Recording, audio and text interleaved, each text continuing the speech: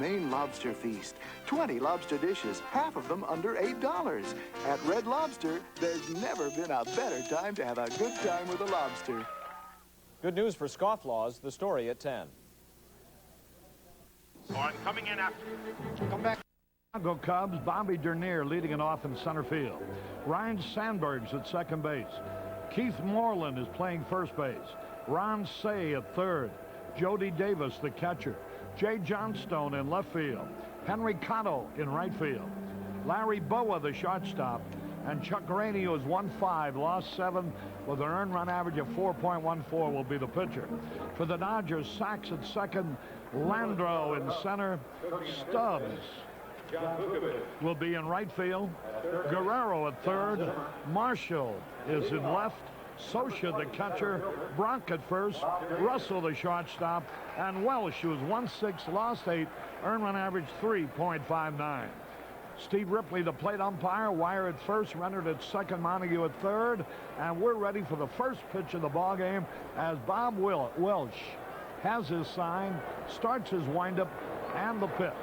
High fastball. You know, Welsh was originally drafted as a senior in high school by the Chicago Cubs. He decided he preferred to go to college.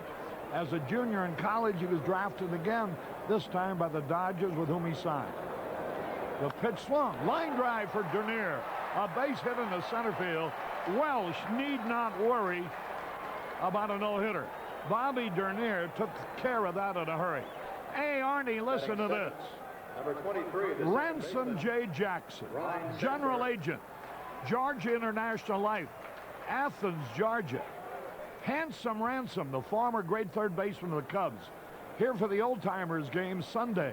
Boy, I wish we'd have gotten a chance to see him. He just sent a note up. I wonder where he's sitting. We'll show him tomorrow for sure. They have a big old-timers game here. Don Drysdale and Pee Wee Reese are going to have their uniform numbers retired as ex-stars of the Dodgers.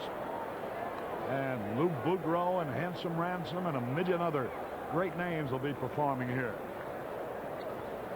There's the throw, the runner back.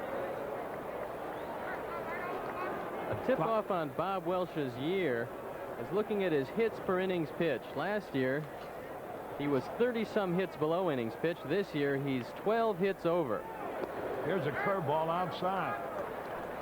Boy, look at Sandberg. He's second in the league in hitting with a .338 average. He is third in runs scored with 52. He's first in doubles with 20. He's tied for first in triples with 10. He's ahead of the major leagues in total hits with 105. There's ball low. 2 balls and a strike. He leads the National League in slugging percentage by a big margin. What a year this kid is having. 2 balls, no strikes. Watch Dernier, he might go.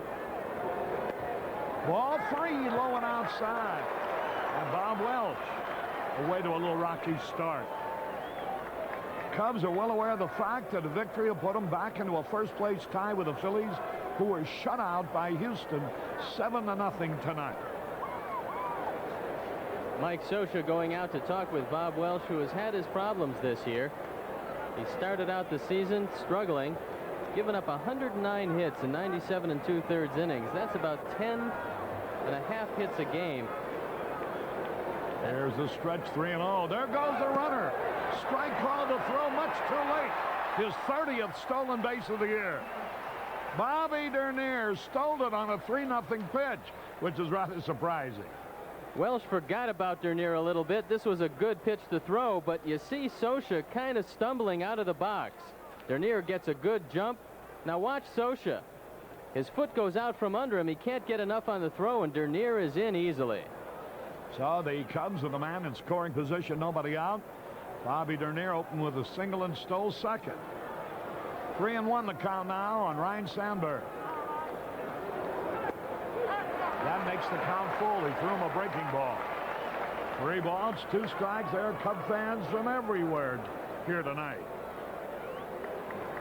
3 balls, 2 strikes. Dernier a long lead at second base. He might try to steal third. Full count. Now Sandberg steps out of the batter's box. Steve Palumbo here from Gary, Indiana. To show you what a specialized organization the Dodgers are, in spring training they had Carl Erskine down. Carl had a great changeup when he pitched for the Dodgers, and all he did was talk to a couple pitchers about how to throw that changeup. Bob Welch was one of those pitchers. He's been known as a power pitcher his whole career, and he never had much of an off-speed pitch. They felt if Erskine could impart some knowledge about the changeup, it would make his fastball look just that much better. Montreal got beat, and so did Philadelphia tonight. So it could be a good evening for the Cubs. All they need to do is win. 3 balls, 2 strikes.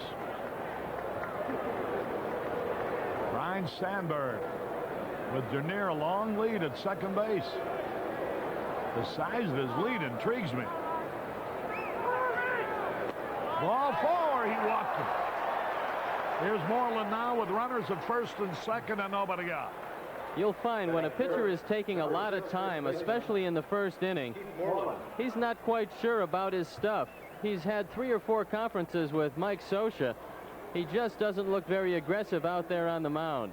It's best to just keep going at the hitter to get your rhythm, but when you stall around, step off the mound, talk to your catcher, you know that there's a problem. And now they're calling in Bill Russell. So young man Bob Welch on the mound is not very comfortable. I wonder if that might have something to do with the big lead that Dernier has been taking at second base. On that last pitch, before he made it, Steve Sachs had cut over towards second as if he expected a pickoff throw, but Welch threw towards the plate and missed with ball 4. 3 ball, men on first and second. And Keith Moreland, the third place hitter up there. Oh, he bunts the ball in the air, pops it up to the pitcher. He was bunting for a hit there. You could tell the way he did it. And I tell you, the idea wasn't bad, but the execution was terrible. For the moment, Bob Welch dodges a bullet. Here you see he's got some ideas about the double play, but Dernier getting back to second in a hurry. Boy, that's a big out. Moreland saw Guerrero deep, and he was going to catch everybody by surprise, which he would have done had he been able to lay the ball down. Unfortunately for him, he bunted it in the air right to the pitcher. I think Welch was thinking for a moment in terms of letting the ball drop and going for a double play. Curve low. Here is Say hitting all of .229. But look at the production. 10 homers, 42 RBIs. He's got a heavily bandaged right hand. That's where he took a fastball. Apparently it started to give him some trouble once again. 1 ball, no strikes. They're holding Dernier close now. Popped it up on the infield. Easy out. Boy, this is where I don't care. You just can't get around it. You really miss the bull, boy, in the heart of your lineup against a struggling right-handed pitcher with runners on base. The only power left-hand hitter on the club, and he's out of action. I asked Jim Fry why he didn't flip-flop Say and Davis, because Jody's production is a little bit higher than Ron Say. He said Jody's done so well in the 5th, 6th, and 7th spot. Every time he's moved him up, he's struggled a little bit, so he likes him where he is. Here's a curveball under a strike call. Boy, after a terrible start, a guy like Welch can become awfully tough once he gets over the hump. He got the third base hitter Moreland and the 4th place hitter Say. Strike 2, and he's ahead of Jody Davis 0-2. Jody's been looking at the outside corner pitches quite a bit the last couple of nights. It looks like he expects the Dodgers to try to jam him. That hasn't been the case. They've stayed away with almost everything. And look for Welch right here to throw that breaking ball low and away or try to nip it with a fastball. 0-2 the count. Outside a slider. John and Darla Kovic, formerly of Chicago, here to pull for the Cubs. The Smiths are here from Rochester, Indiana. 1-2 the count. The pitch. Long drive. If it stays fair, but it's curving. Foul ball. Holy cow. He had good wood on that one, and he went right with the pitch, and he really drilled it, but unfortunately foul down the line. Welch hung a curveball, and Jody took it to right field. That's how you have to hit against Bob Welch when he's throwing you away. He's got a fastball that registers 90 miles an hour. You're not going to pull that outside pitch. If you try, you're going to ground to shortstop. So you've got to go right with him, and if he stays outside, you have to take it to right. Jody Davis trying to get the Cubs out in front. They got away to a great beginning here. The first two men on base. But Moreland and Say couldn't get the ball out of the infield, and now it's up to Davis.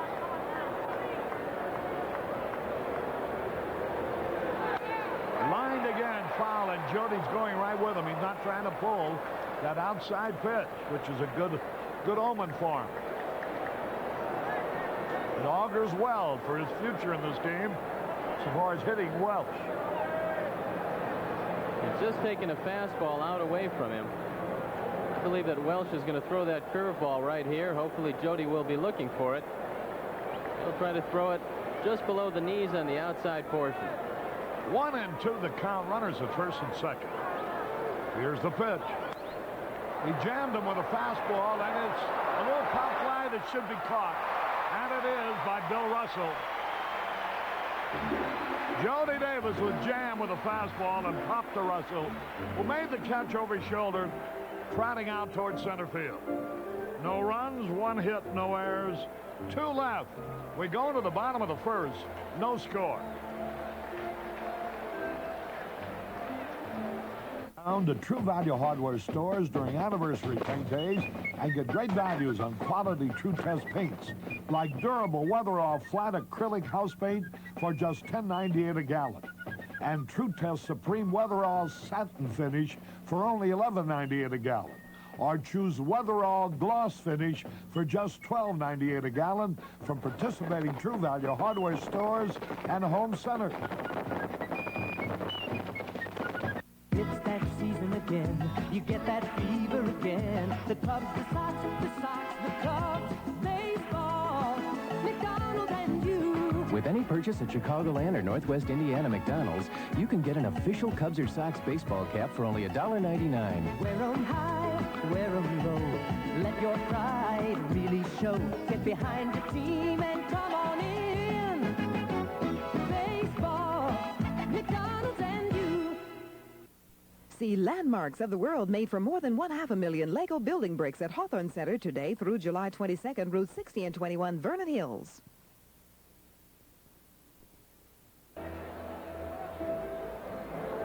Harry Carey back at Dodger Stadium. Here quickly are the other scores. San Francisco beat the Pirates 7-5 today. Morrison homered for the Pirates.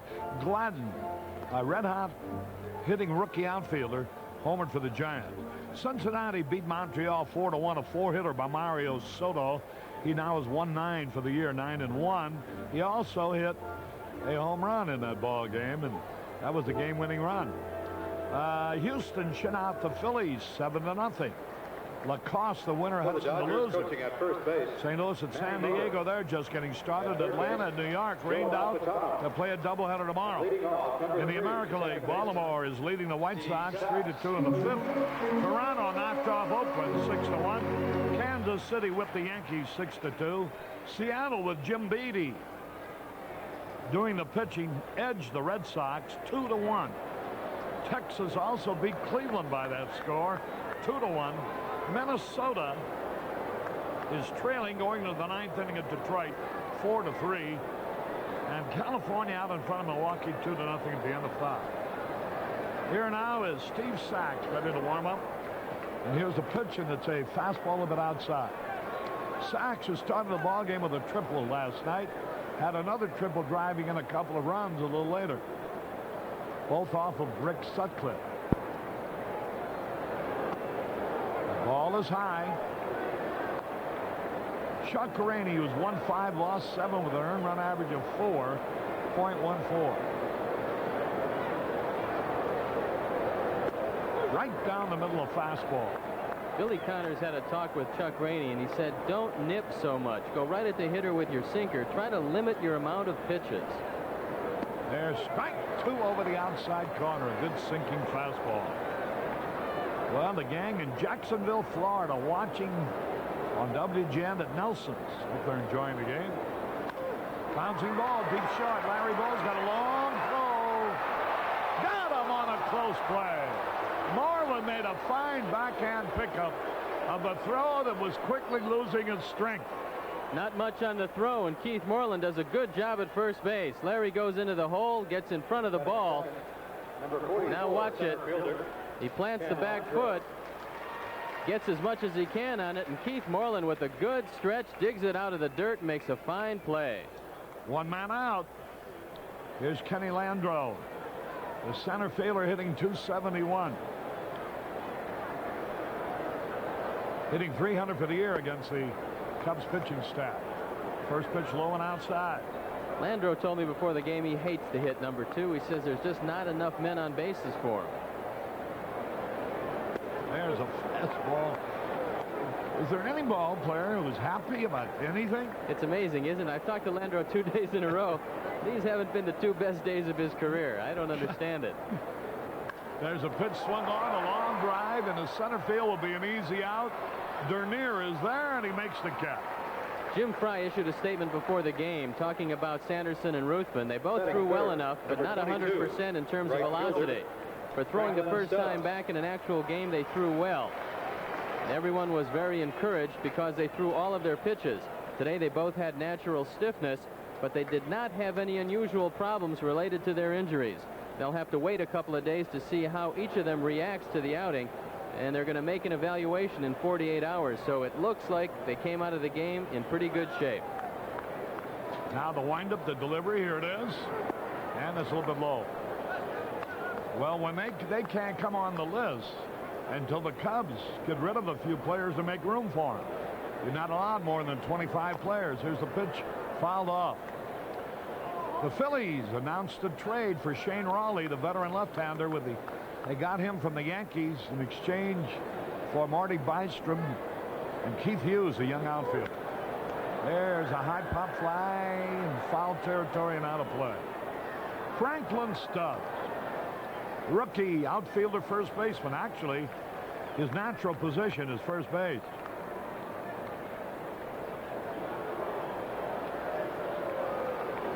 Kid, good power, great power. The pitch, a little bit inside and low. The count evens 2-2. He has hit 5 homers, driven in 12 runs.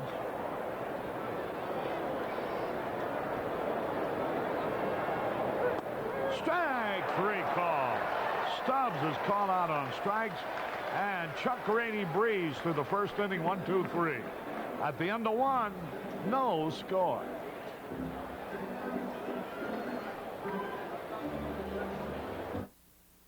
Thinking about throwing in the towel? No, think about making it Michelob Light for the winners. Your serve.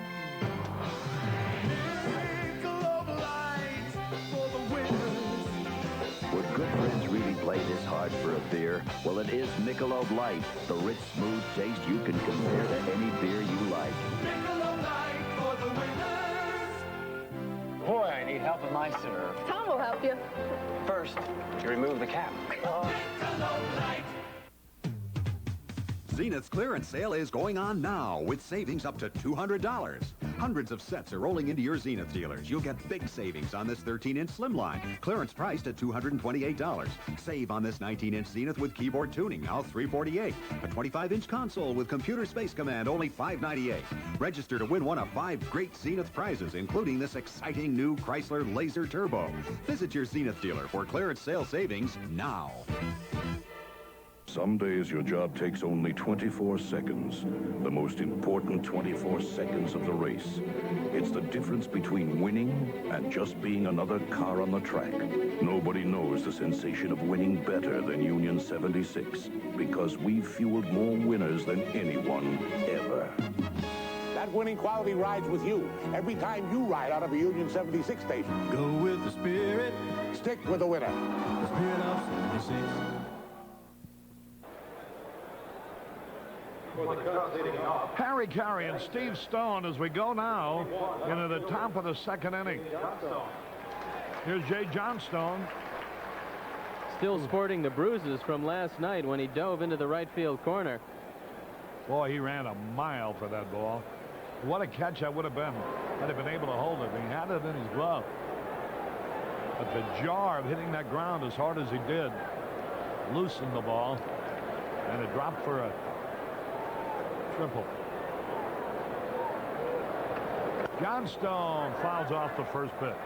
Anita and Rick Pellegrini of Marseilles, Illinois. And the gang in the Upper Peninsula at the Island in Stevenson, Michigan. Watch all of our games on a satellite dish. Hope they're enjoying themselves tonight. 0-1 the count. Jay Johnstone waiting. The pitch is outside. Here's that play that Johnstone made such a great effort on. Now watch that. The ball actually hit him in the face after he dropped it. Curveball a little bit low. 2 balls and a strike. Welsh is a high fastball pitcher. Jay Johnstone a low fastball hitter. He hit a lot of his fastballs in the air because his ball rises a little bit. Pitch to Johnstone. Swung on, base hit, left center field. Johnstone opens it up with a single to left. Too bad he wasn't hitting third or fourth in the first inning. Well, he took the high fastball, just went the opposite way with it, drove it over the head of Bill Russell. Now Henry Cotto, who is spelling Gary Matthews. Jim Price said the injury to Matthews wasn't too serious. He didn't want to play him in a day game after a night game anyway, so he felt that with the swelling in the knee, he was going to rest him tonight, and he'll probably be available for action tomorrow afternoon. Runner at first base, nobody out. Henry Cotto, the rookie outfielder, takes a fastball in there, a strike call. Martha Felcher, diehard Cub fan, enjoying the game here tonight.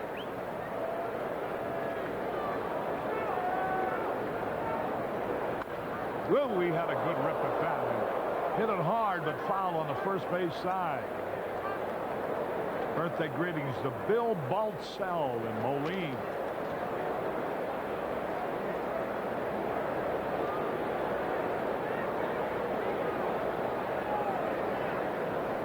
The pitch.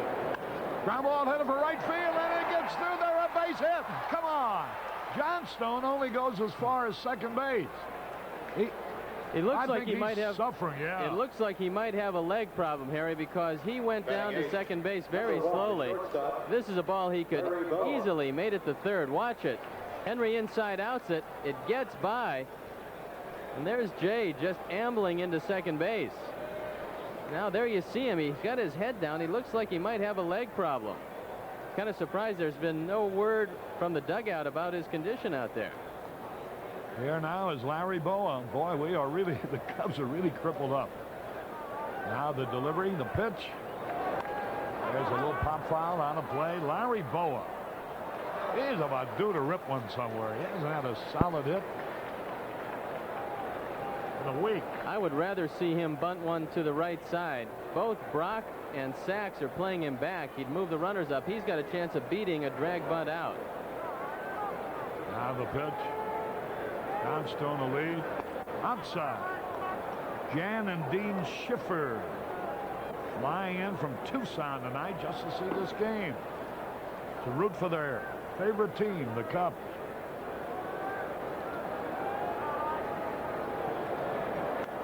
Oh, he had a weak swing. Fouled it off.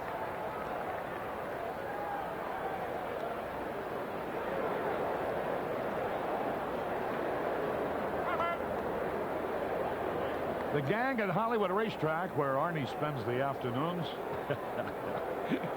watch the Cubs regularly. There's a ground ball. It's foul. John Vukovich fields it. Larry hasn't had a good swing at him yet.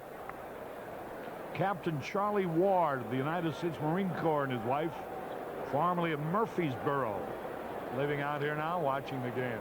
Larry can dump it in front of Mike Marshall, who isn't playing close enough in left field. He's got some room between Guerrero, Russell, and Marshall to dump one in. There you can see Marshall. Usually the left fielders play Larry a little closer. If Welch throws that fastball away, Larry can go that way and maybe dump in a base hit. 1-2 the count. Outside. That evens it up 2-2. Well, we have 2 men on with nobody out, with the 3rd, 4th, and 5th place hitters coming up in the 1st. Didn't score. We have runners at 1st and 2nd. Nobody out here in the 2nd, with the 8th and 9th place hitters coming up. Let's see what happens. Weak foul behind the Dodger dugout into the stands.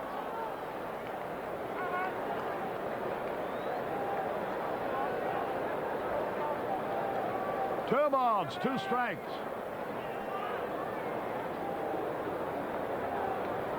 Runners 1st and 2nd. Nobody out. Now Larry steps out of the batter's box. Chuck Rainey, the pitcher, due next. Oh, for one between them right here. 2-2 pitch.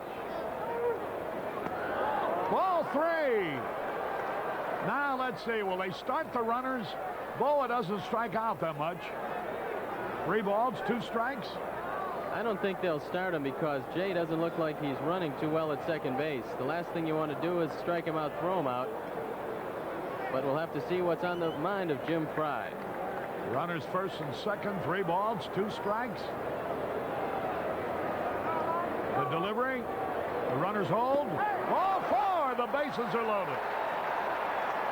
The bases are loaded with nobody out. And here's Chuck Rainey. Batting ninth. Not exactly a good hitting pitcher. He's had 3 out of 29 this year and struck out 11 of the 29 times. Ron Peronowski coming out to talk with Bob Welch, and he's going to settle him down, but he's also going to talk to him about the possibility of a suicide squeeze and tell him that it really doesn't matter what Mike Scioscia calls as far as a changeup, curveball, or slider. If he sees Rainey squaring around, he's to throw a fastball, preferably high and inside, chase Rainey out of the box, and allow Scioscia to make the tag. So you see the wheels turning as Jim Frey comes out to talk with Chuck Rainey. And now the inner defense of the Dodgers is all set up for the attempted suicide. I think that Rainey's going to probably swing away. Well, there's one situation. Here's the pitch. Swung and a miss. I wouldn't mind as much him striking out right here as I would him hitting the ball on the ground at somebody. Well, sometimes they give him one shot for himself and then they allow him to bunt. A push bunt to the right side would score a run. That evens a count, a ball and a strike, and Welch is really struggling. He had 2 men on with nobody out and got out of it in the 1st. He's got the bases loaded with nobody out here, but he's got the pitcher batting. 1-1 delivery. Ball 2, a curveball is high. 2 balls and a strike. Bob and Holly Stacho, former Chicagoans, here to pull for the Cubs. Outfield playing very shallow. Rainey's had 3 hits this year. Ball is high. Ball 3. Well, how about the possibility of a base on ball? Don't swing, Chuck. Just hold that bat on your shoulder. Bill Russell's coming in now, and one of the things you look for on a 3-1 count, if you're on the bases, is you really are aware of a pickoff. That's the way some pitchers can get out of a jam, so the base runners have to be very wary in this situation. There's a pitch. Ball 4. He didn't walk him. Holy cow. A run is in. The Cubs lead 1-0, had the bases loaded, and nobody out. Well, the productive end of our batting order tonight so far has been the 7th, 6th, 7th, 8th, and 9th place hitters. Ken Howell is up in the bullpen for the Dodgers. And now Mike Scioscia has come out. He wants to give Howell a chance to get loose out there. Pedro Guerrero is coming in. You still have to be concerned with a pickoff attempt. As you look at Howell, a good play right now is to throw the ball outside to the right-hander and try to pick the youngster Henry Cotto off third base. Let's see if they set it up. But with Welch struggling, The pickoff has to be in the back of your mind. Don Zimmer talking to Henry Cotto. Cotto at third base, Bo at second base, Rainey at first. Nobody out, a run is in.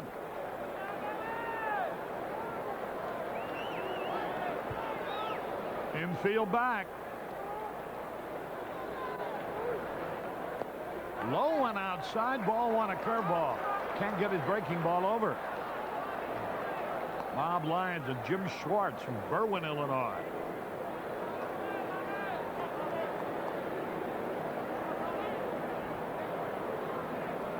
One ball, no strikes.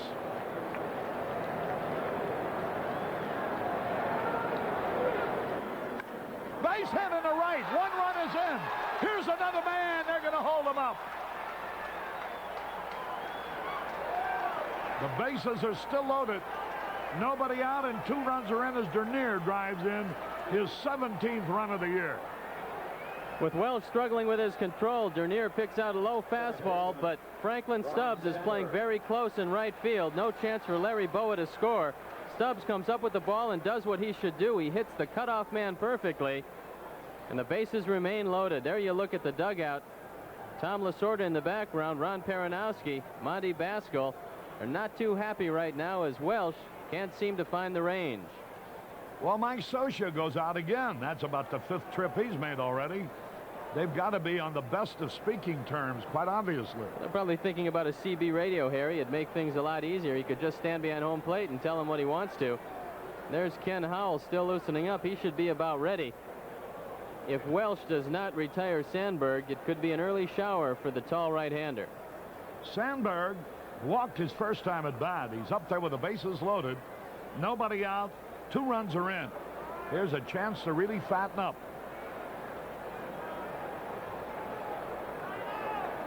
Infield again, playing back for the double play. Whoa, he took a breaking ball right in there. Strike call. Sandberg leading the major leagues in total hits with 105. We haven't even reached a halfway point yet.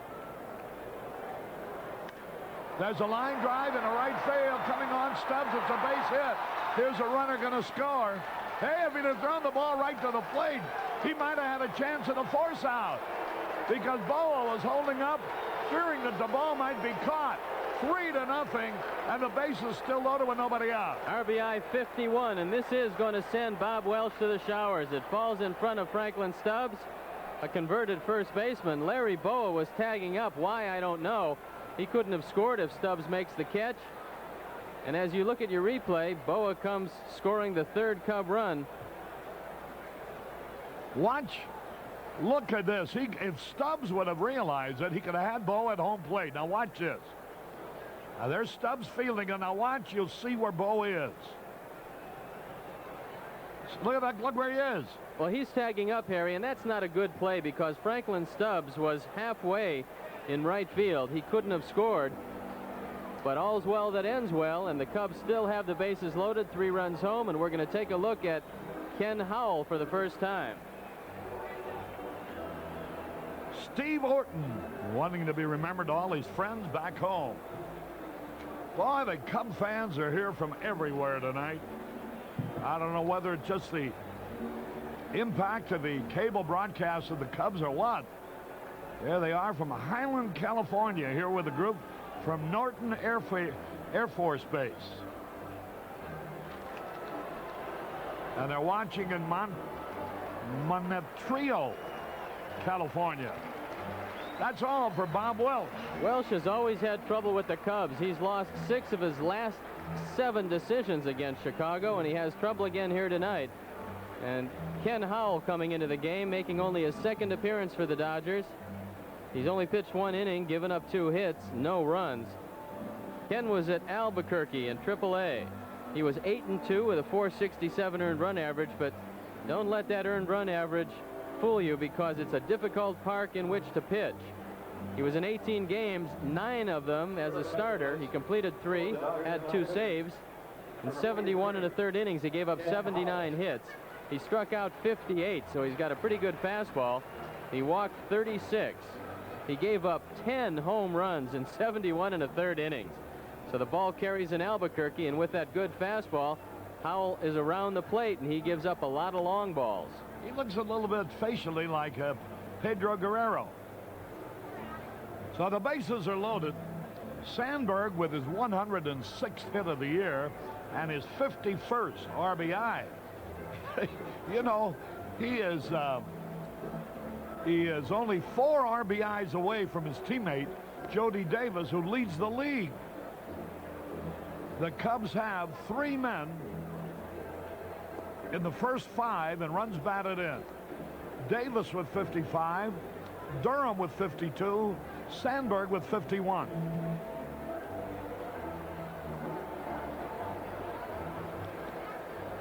Well, here's got to be my favorite town, Horseshoe Bend, Arkansas. Bill and Becky Marciniak are here from there.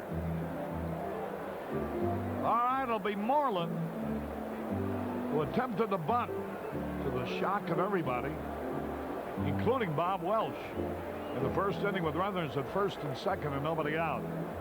And had he been able to get the ball down, he'd have walked to first base, even though he's not fast, because there was such a surprising attempt. But unfortunately, he popped the ball right to Welch for an easy out. Now he comes up with the bases loaded, nobody out. 3 runs already in. 3-0 in favor of the Cubs. A victory would put them back into a tie for first place with the Phillies, who lost today to Houston.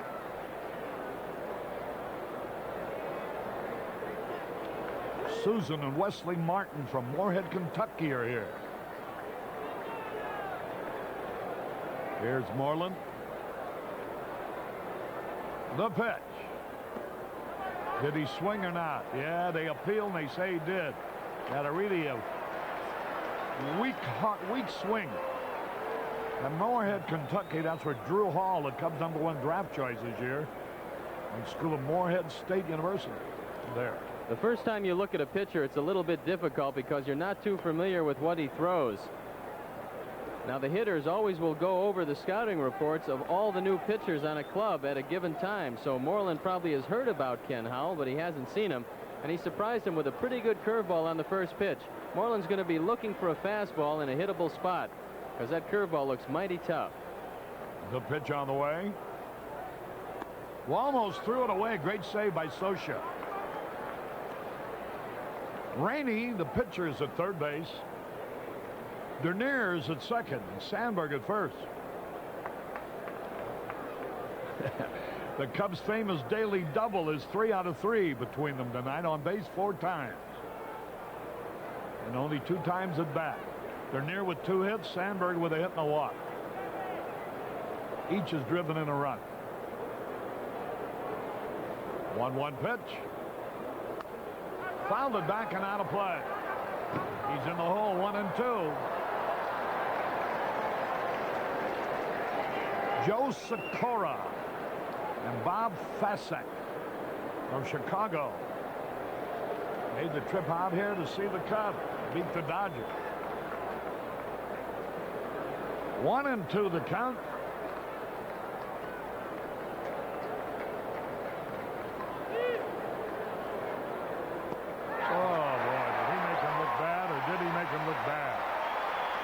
He really went fishing. One out. After establishing his good curveball, he's liable to start Ron Cey off with a breaking ball. Cey, a knowledgeable hitter, probably will realize that. Let's see if he's looking for it. Bases loaded, 1 out. 3-0 in favor of the Cubs.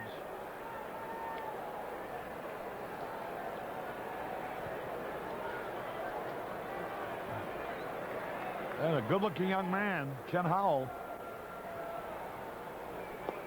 Swung at a curve and he missed to the foot.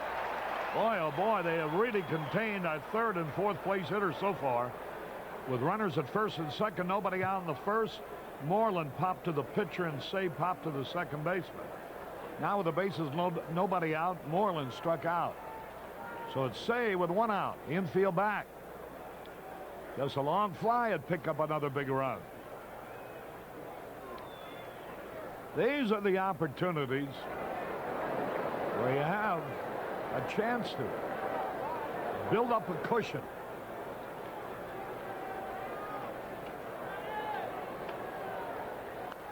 Fouled it back. He's in the hole 0-2.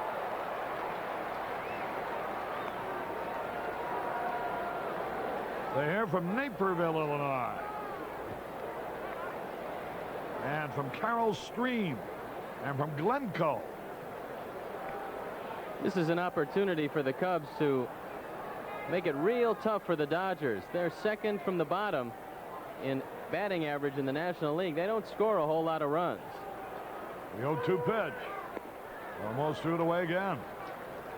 There's a group here from the Cupboard and Cicero. John Veremus made the trip out for the weekend.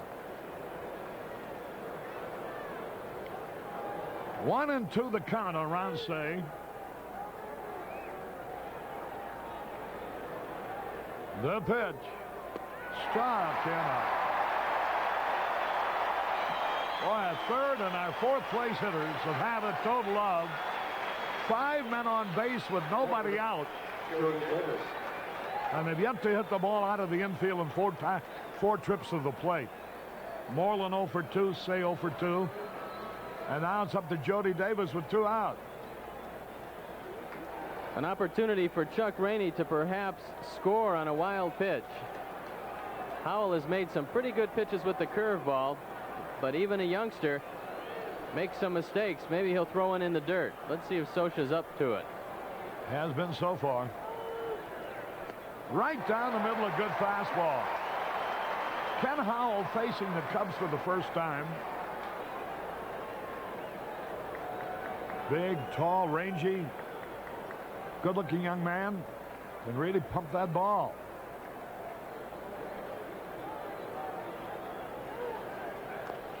And he's ahead of him, 0-2. And Harry, why do you think every young Dodger pitcher that comes up from Albuquerque has a great arm? Every guy they bring up throws the ball over 90 miles an hour with a good biting breaking pitch. They must have some scouts looking at the youngsters all around the country. Well, it's been a great organization for many, many years. Pitching is 80% of the game, they say, so they concentrate on it. 0-2 is the count. Low and outside, a breaking ball. He just missed with it. Bob Searles with a sister in Charleston, North Carolina. Bob is our cameraman for the players. 1-2 the count. Struck him out. How's that for coming into the ball game with the bases loaded, nobody out, 3 runs in, with the 3rd, 4th, and 5th place hitters coming up and strike them all out.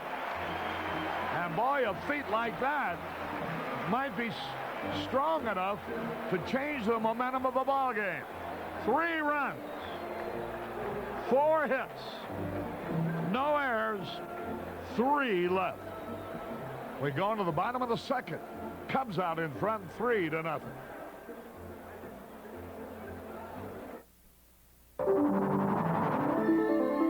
Imagine something beyond ordinary refreshment. Cooler. California Cooler. Something refreshingly different from beer. Cooler.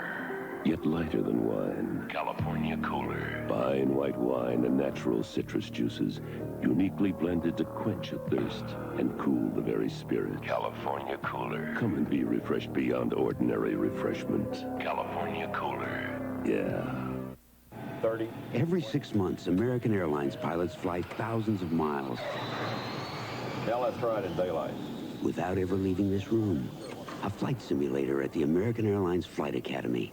Captain Jim Roberts has been with American 18 years, but he still comes back here twice a year. We taught Captain Roberts a lot, but some things we didn't have to teach him. Hi. We're American Airlines, doing what we do best. This week, decorative ceiling fans on sale from $24.95 to $89.95. Post and rail fences just $5.99 for an 8-foot section. Your money goes further when you go to Hot. Harry Carey back at Dodger Stadium. We go now to the bottom of the third. Final, Detroit defeated Minnesota 4-3. Petrie the winner, now 11-3. Schramm the loser. And look at that, Hernandez picked up the save, his 14th. He won a ball game yesterday. Guerrero will be leading it off. Joe Strausner sends up a couple of T-shirts. He's got a place called Hennessy's in Hermosa Beach, Redondo Beach, and Manhattan Beach. Those sound like beaches that you and Roy Firestone would know all about. At any rate, they watch the Cubs daily there in all three places. On WGN Channel 9. Here's Guerrero. Let's hope the length of the second inning with Chuck Rainey on the bases for the whole second inning doesn't affect him. He breezed through the first inning, but he didn't have a chance for any rest in the top of the second. There's a bitch a little bit inside. There's a fellow named Bob Eckhart has heard me refer to Ziggy Zarobski a number of times. The former great All-American from Notre Dame. Here's the pitch high. And he sends a many line poem. The Irish are so clannish, I guess you always knew, like the Kellys and the O'Briens. Perhaps Ziggy Zarobski, too. Here's the pitch, and it's high. Ball 3. Here we go again. Rainey is getting under the ball. He's got to get his arm up, and Jody Davis has got to tell him about it. When he gets under the ball, the fastball stays high. Not good for a sinker baller. There's the pitch. Ball 4. He walked him on 4 pitches. Batting fifth, number 5, left fielder. There's Mike Marshall. There's another couplet. The Irish are born to be judges. To the law, they surely hew. Like Barry and O'Hara. Perhaps Ziggy Zarobski, too.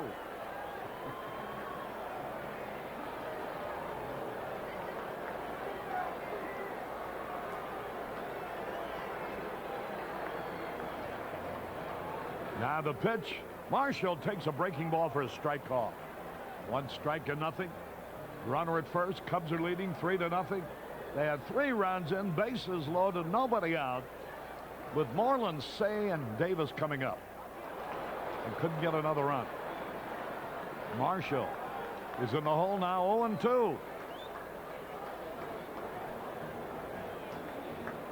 Chuck Rainey trying for his 6th victory of the year. Guerrero, a pretty good lead over there. Low and inside.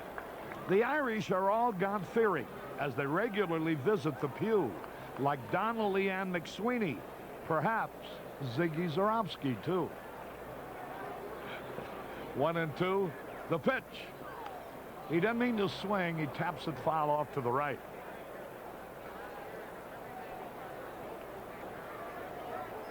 You know, there was this band with members oh so few, like McNamara, Devlin, and Cronin. Perhaps Ziggy Zarobski, too. Who wrote that? Mrs. Zarobski? No, a guy named Bob Eckhart. There's a million verses. 1-2 the count.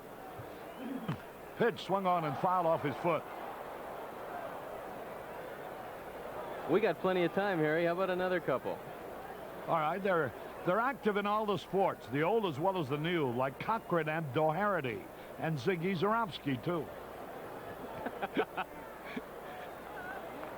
If he fouls a couple more off his foot, we're going to get deep into that poem. He's going to have to foul off about 100. I got news for you. I don't know if his feet can take it. 1-2 the count to pitch. Ground ball hit too softly to get 2. The only play to first base in time. Sandberg realized the ball was hit too softly, and there was no chance to tag Guerrero, who used his speed to get by him, and he had to take the play at first base. Here's Mike Scioscia. Scioscia leads their team in game-winning RBIs with 7, and he's proven to be a pretty pesky hitter this year. Average of 279. Last night he had a couple of base hits and 4 at-bats. He's hitting .364 for the year against Cubs pitching. There's a pitch a little bit low. Then there are the Colleens, some beautiful ones I knew, like the Monahans and the Dunns. Perhaps Zarofsky knew them too.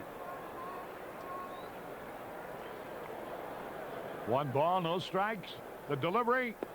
There's a strike at the knee.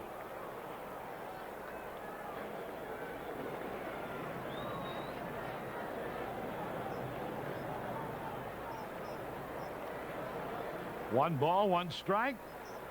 The pitch. Line drive. The first run for the Dodgers is on the way to the plate. 3-1 ball game. Scioscia singles sharply to center.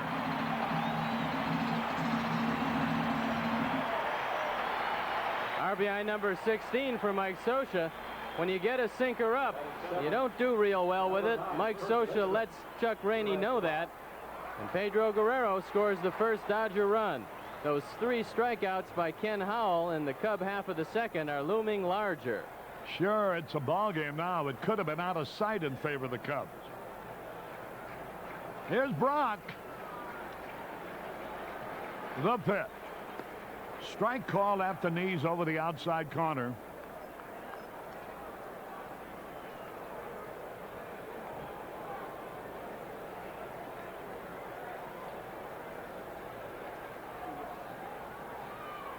The pitch. Low and outside. The count is evened up at a ball and a strike. Sometimes they get unruly and fisticuffs do ensue, like Clancy and Fitzsimmons. Perhaps Ziggy Zarofsky, too. Curveball a little bit low. 2 balls and a strike. And I got to frame it and send it to Ziggy. 1 out, 2 balls and a strike.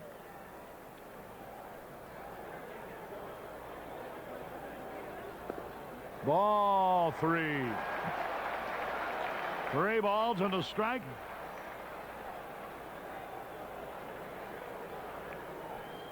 Gang here from Antioch, Illinois.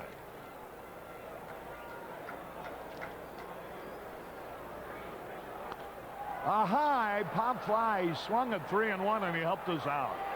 Moreland is there in foul territory. 2 gone. Here's Bill Russell, the shortstop, hitting .298 for the year. 18, the shortstop, Bill Russell.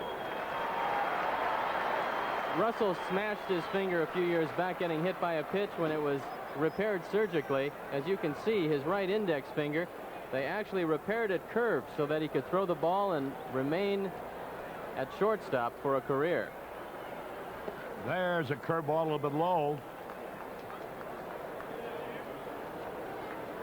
Birthday greetings to Herb White, watching the game in Glendale, Arizona. That's a suburb of Scottsdale.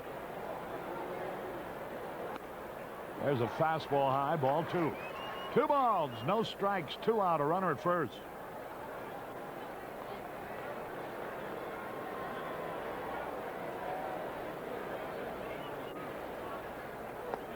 Ball is low, ball 3.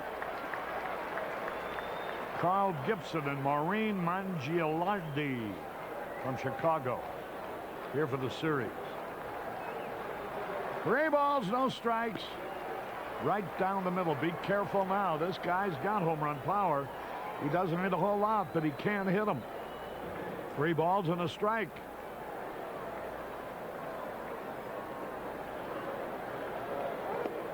Walked him. That'll bring up the pitcher, Ken Howell. Batting ninth, number Chuck Rainey is 43, doing the pitcher, exactly what Billy Connors talked to him about. That's getting behind the hitters, throwing a lot of pitches. He's not an enormously strong man, so when he gets up in the 100-pitch mark, you start thinking about going to the bullpen. If he keeps going along this pace, he'll be at that 100-pitch mark about the middle of the 6th inning. Here's Ken Howell. And he takes the first pitch high. He looks like he might be a pretty good hitter. Now Jim Fry is coming out. He wants to have a word with Chuck Rainey.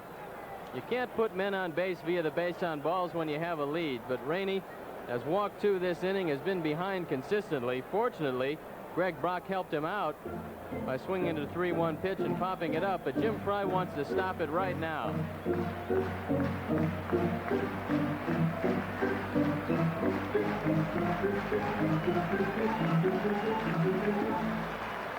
Ken Howell.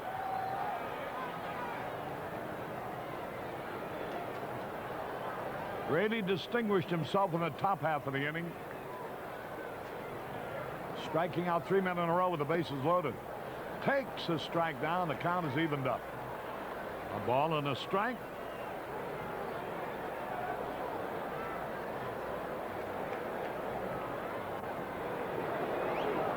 The delivery. Line shot. What a play by Sandberg. Throws him out. Holy cow. Boy, that was headed for right center. At least one run would have scored, and maybe two. This ball is cream. Great play by Sandberg. Look at the quick hands. He backhands the ball, sliding stop, throws out Howell, and saves Rainey a run and possibly more. One run, one hit, no errors, two left. At the end of 2 innings, the Cubs 3, Dodgers 1. Dodger Diamond Vision has the ticket. Buds for everyone who keeps things rolling in the mighty Mississippi. Breakaway barge, please respond. Let's get him. We're right below here as we all our way out. I'll come around on the port side and bumper there.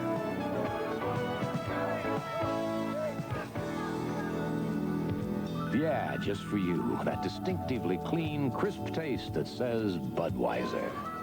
For all you do, this Bud's for you. There was ease in Casey's manner as he stepped into his place. Believe it or not, there's finally joy in Mudville. Introducing the 1984 Toyota Tercel. There was pride in Casey's bearing and a smile on Casey's face. This front-wheel drive Tercel will get you where you're going with more room inside than any other subcompact. The new Toyota Tercel, Toyota's lowest priced car. And finally, there is joy in Mudville. Play ball! Watch closely as American Airlines transforms our Chicago service into more than ever before. American's adding service to 15 new cities, and if you can believe your eyes, 49 new flights. That's 15 new cities and 49 new flights. It's no illusion, Chicago. American's giving you more than ever before.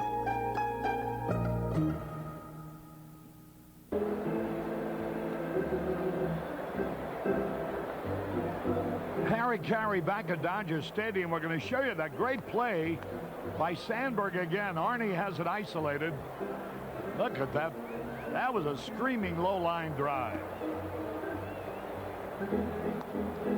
Well, while we have a moment, Riney, Flaherty, O'Shaughnessy, the names come tumbling through.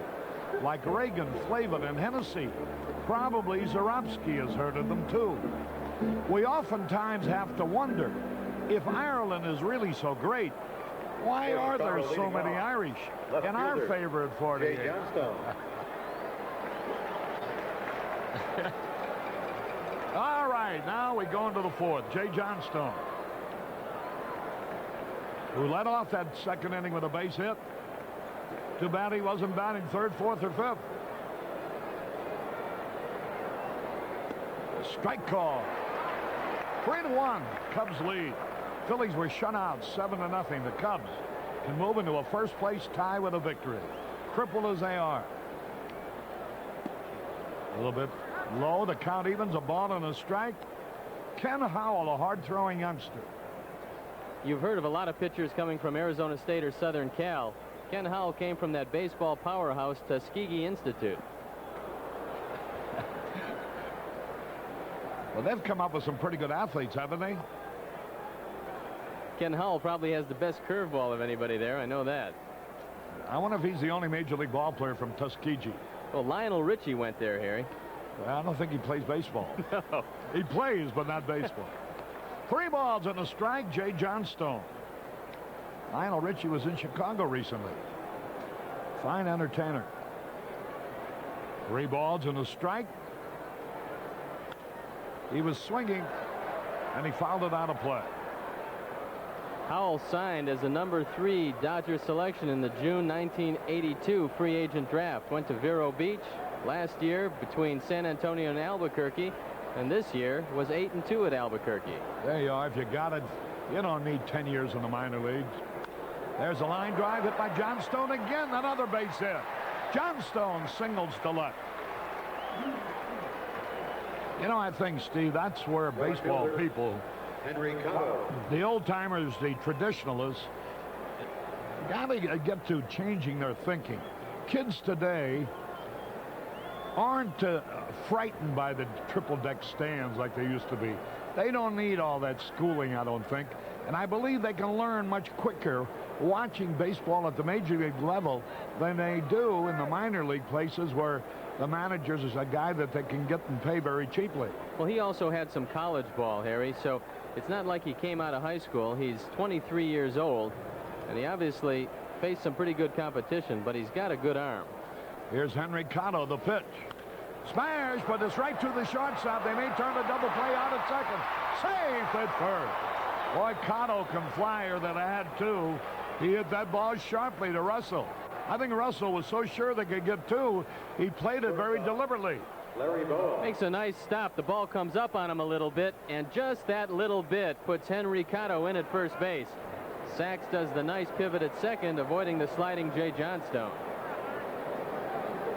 So there's an out. Cotto almost had his second straight hit. Johnstone is 2 out of 2. Here's Larry Bowa drew an important walk. His first time at bat. Ken Howell. 1 on, 1 out. The pitch, there goes the runner, swung on. A ground ball hit to the shortstop. He'll make the play in time from Russell to Brock. The hit run was on. Cotto was breaking. Bowa tried to slap it through short. Nice play by Russell because he's going the opposite way. Now watch, he has to change directions, make the off-balance throw, get plenty on it, and fire out Bowa at first base.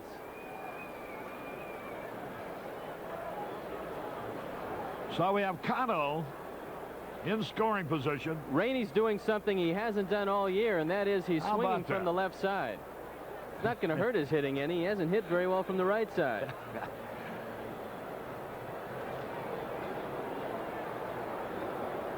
Well, he's a perfect switch hitter. The pitch.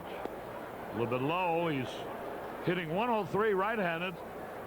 He can hardly hit much less than 103. So he's turning around and trying it. Well, I like his imagination.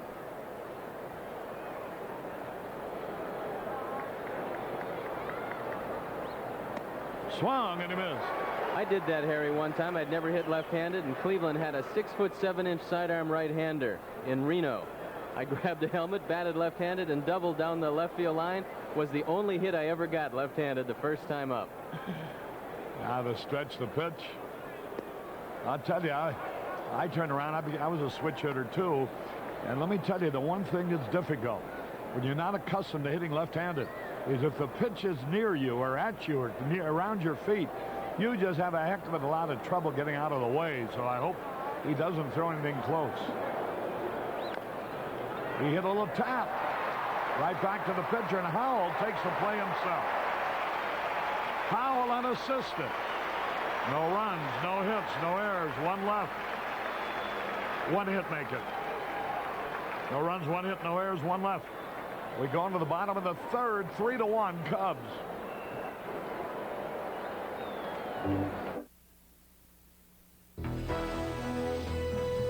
Excellence and Michelob. Michelob, some things speak for themselves.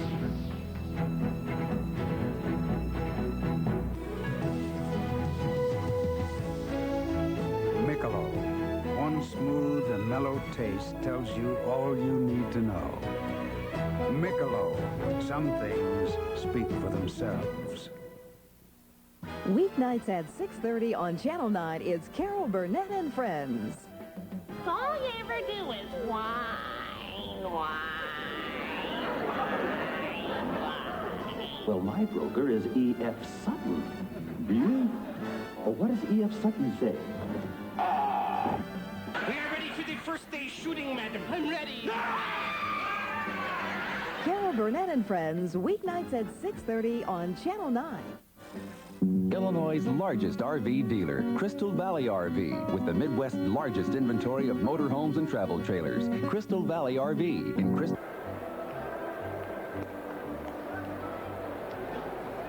Harry Carey back at Dodger Stadium as we go into the bottom of the third. You know, Tommy Lasorda, the manager of the Dodgers. The Dodgers were flying from Montreal to Los Angeles, and they had a stop in Chicago for fuel. And Lasorda made a wager with Jerry Rice that he could get food from Chicago on the plane. So he called Captain D's of Connie's Pizza in Chicago, and sure enough, when the Dodger charter came into O'Hare, there were 14 giant pizzas waiting to be loaded onto the Dodger plane. Lasorda not only had his pizza, but he had his $100 bet that he won from Jerry Rice.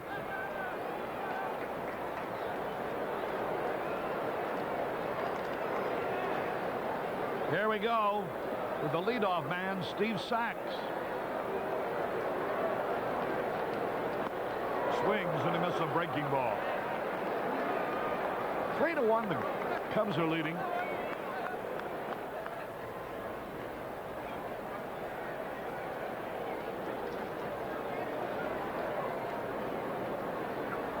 Now the delivery, here it is. Breaking ball low and away.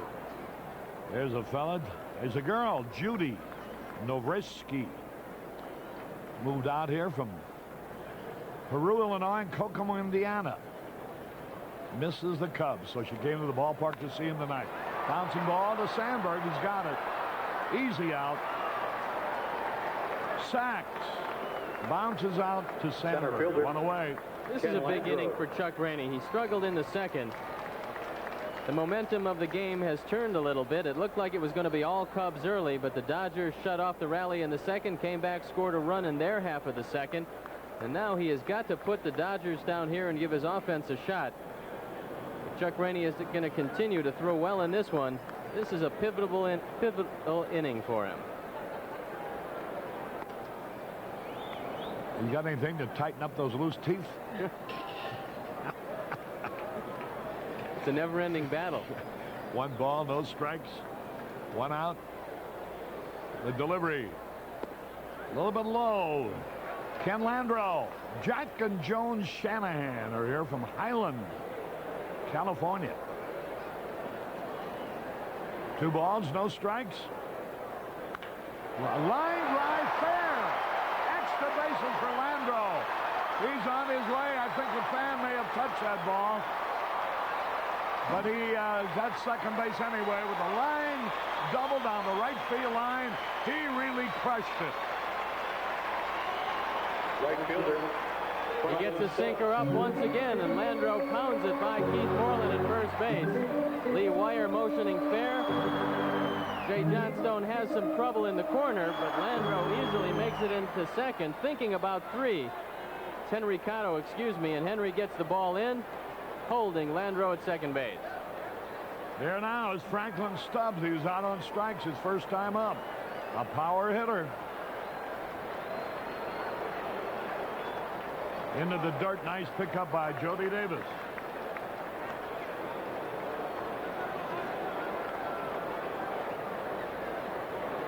One ball, no strikes. 3-1. The Cubs are leading. There's a strike call. But the Dodgers stopped them at the pass when they were in a position to build up a big lead. As it is, they lead now only by 2. There goes Landreau as if to steal third. He was just bluffing. Rainey has got to start getting the ball down a little bit. He's throwing it right up in the wheelhouse of most of the Dodgers. Could run into some big difficulties if he keeps the ball up there. The pitch. Low and inside. Ball 3. Boy, he is really struggling. You can see why Really pulling for a big inning there in that second when we had 3 runs in, bases loaded, nobody out. You knew that Rainey was going to need more. 3 balls and a strike. He pulled it foul. Lasorda has these Dodgers swinging away. He's trying to help them hit that long ball. They have the hitting privilege with 2-0, 3-0, 3-1.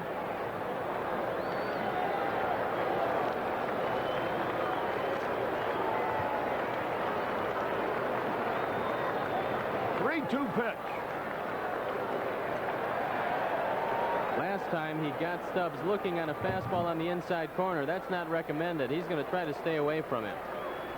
The pitch. Walked it. Here's Guerrero now with runners at first and second. 1 out. Third baseman, Pedro Guerrero. Guerrero walked and scored. They're only running the second inning. George Fraser in the bullpen for the Cubs, getting loose in a hurry. One thing that drives Jim Frey crazy is bases on balls. Rainey has already walked 3 Dodgers, and we're not through the 3rd inning. They got their big man up there. The pitch. Soft curve, high and outside. Guerrero signed when he was 16 years old. Cleveland traded him away when he was 17. No wonder they didn't realize how good he was going to become. He developed as a Dodger. Here's the pitch. A little bit. Did he go around? No. Ball 2. 2 balls, no strikes. And boy, when Rainey gets behind a hitter, you gotta worry. When they can sit on his fastball. 2 balls, no strikes, and you know Guerrero is not up there to get any base on balls.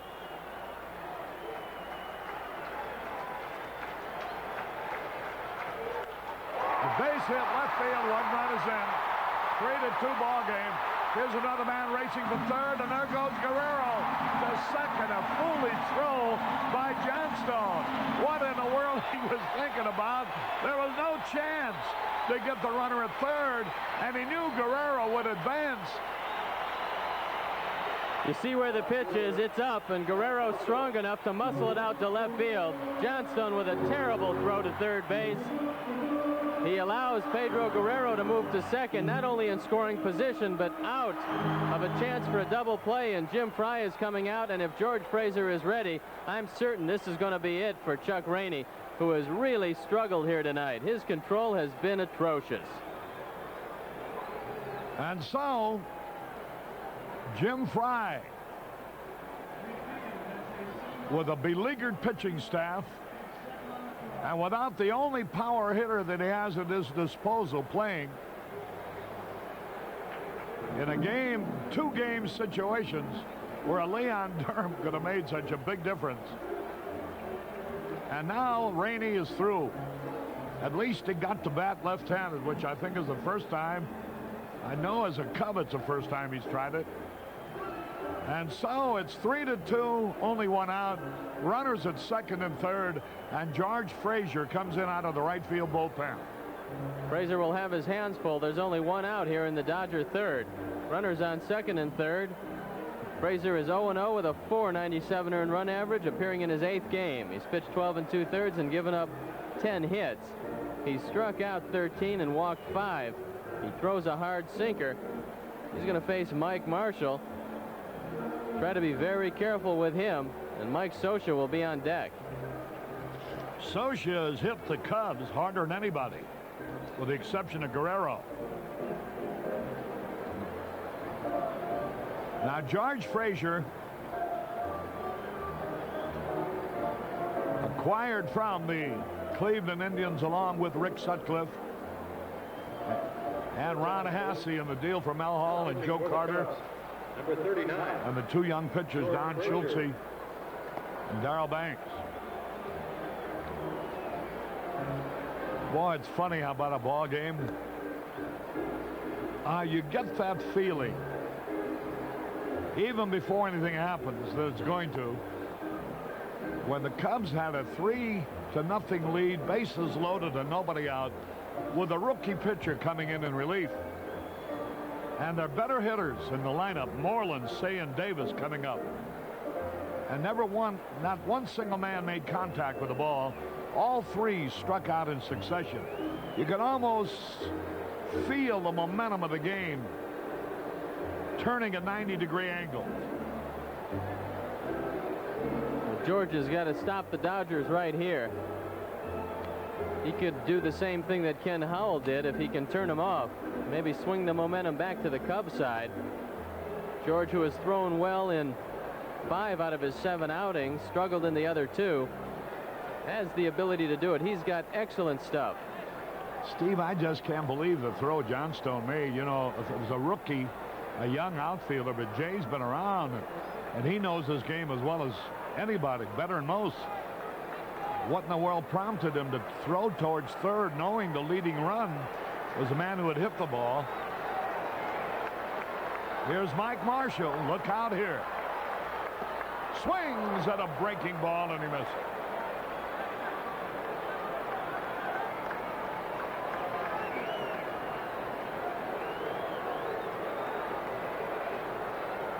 Although Marshall is a very good hitter, he's still a young hitter. He's prone to be a little over-aggressive and swing at some bad pitches. Swings, and he fouls it off, and he's ahead of him now. 0-2 with 1 out, runners at second and third. This is when a pitcher can really play with the hitter a little bit. I don't think he should throw him anything close. And a good breaking ball away, possibly even in the dirt, is a good pitch here. What they've been doing, though, is throwing Marshall good high fastballs in and off the plate, about head high, and seeing if he'll swing at those. 0-2 the count, way ahead of him. Whoa, a wild pitch, a run scored. Did it hit him or what? No, the run doesn't score. It hit him right in the middle of the back. The guy's got to go back. Yeah, the bases will be loaded. What's Mike Marshall walking the other way for? I thought sure the ball hit him. Maybe it missed him. Let's see.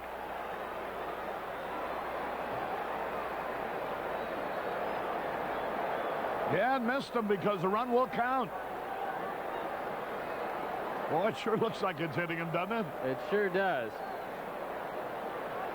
He had him 0-2. He was trying to drive him away from the plate. He wound up hitting him. The game is tied 3-all. Apparently the ball went behind him, but I'll tell you what. That was the closest a pitch can come without actually hitting the hitter. Now the pitch. Pulled it foul again. And they scramble, scatter in the Dodger dugout. Pam Pace from Palatine, hoping to see the Cubs beat the Dodgers. 1-2 the count, infield in. Did he swing? They appeal. He struck him out. Marshall goes down swinging. That's what I was hoping they would do on 0-2, is throw that breaking ball away. Marshall over anxious. And Lee Wire made the call at first base. Let's watch it again. It's a good breaking ball. It's in the dirt. Marshall cannot hold up. A nice stop by Jody Davis. Here's from another angle. You can see the bat was way around. 2 men are out. The game is all tied up. Mike Scioscia, who singled his first time at bat, who had 2 out of 4 last night, who has hit the Cubs at a .370 clip for the season.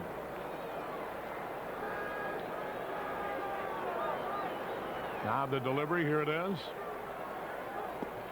Strike call. 1 strike to nothing. Bottom of the third.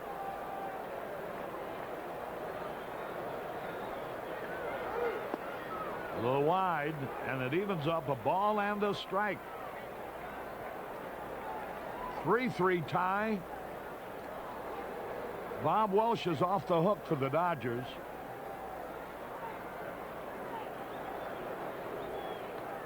Ball inside. 2 balls and a strike.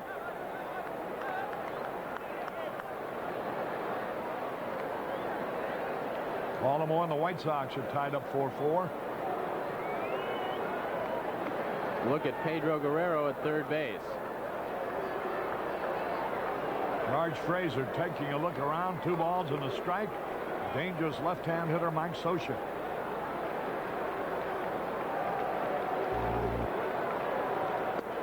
Strike evens the count. 2 balls, 2 strikes.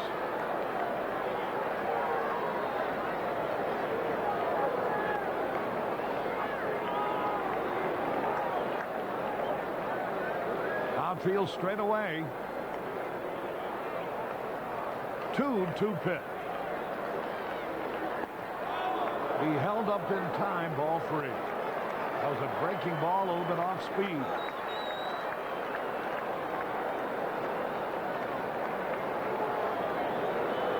Three balls, 2 strikes. There you get a good look at Guerrero. He walked in, ball 4. And here's Greg Brock, another left-hand hitter. First baseman, Greg Brock.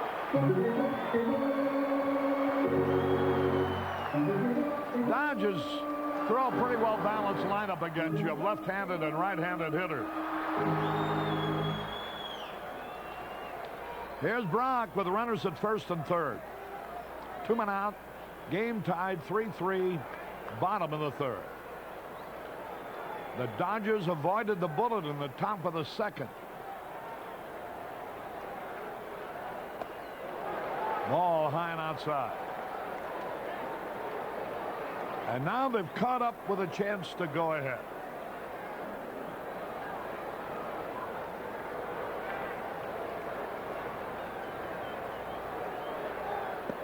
There's a strike at the knee. Brock with 9 homers, 19 RBIs. Hitting .200 against Cubs pitching. Hitting .211 against the league.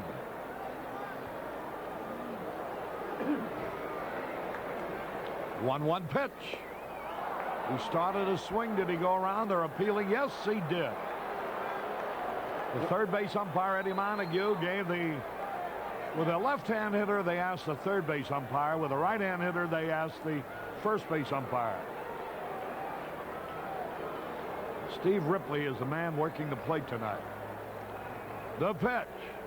Struck him out. A slider on the inside corner. A good job in there by George Fraser. 2 runs scored. There were 2 hits. The tying run scored on the wild pitch. There were no errors. 2 men left. Milo will be joining Steve in a moment. This is Harry Carey at Dodger Stadium. We're at the end of 3. It's tied up at 3. Time takes you beyond the news. Time flies and you are there. Time cries and lets you care.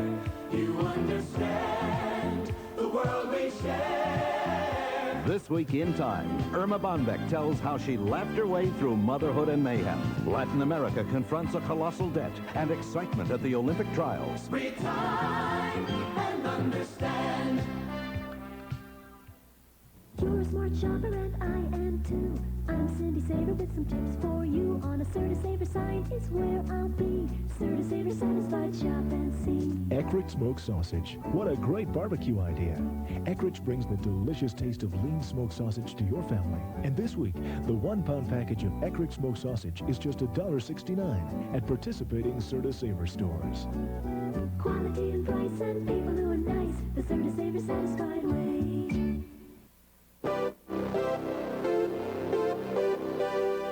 This portion of Chicago Cubs baseball is brought to you by these participating advertisers. Pepsi-Cola General Bottlers, Pepsi, the choice of a new generation. And Allstate, for home, auto, business, health, and life. You're in good hands with Allstate.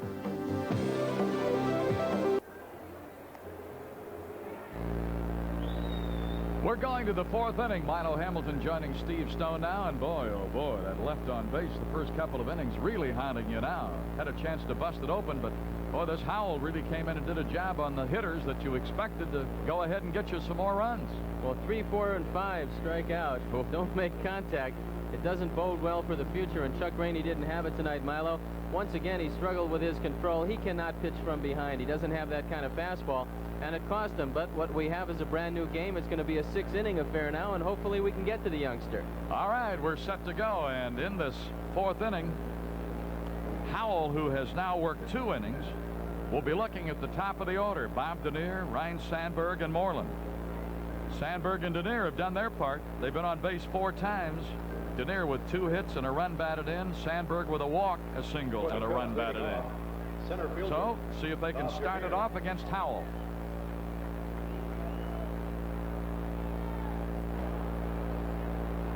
Dernier, with that 2 for 2 tonight, had his average up to 316 now as he steps in to lead off the fourth inning. Cubs about hit him 6-3, but the Dodgers have tied it. So we'll start over beginning right now. Shows bunt and takes a ball.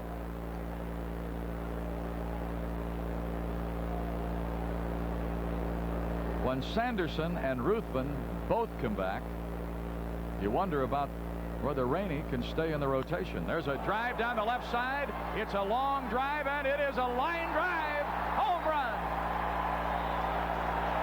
Bobby Dernier, who doesn't get much power generated, but he jacked one out of here, and you knew it was gone the minute it left the bat if it didn't hook. Sometimes when it's hit that hard, it'll hook itself foul, but this one stayed fair for a homer. There's a short left field wall. Bob Dernier took advantage of it, lining home run number 2 and RBI number 18. Take a look at the swing. He gets a fastball, extends his arms. Watch it again.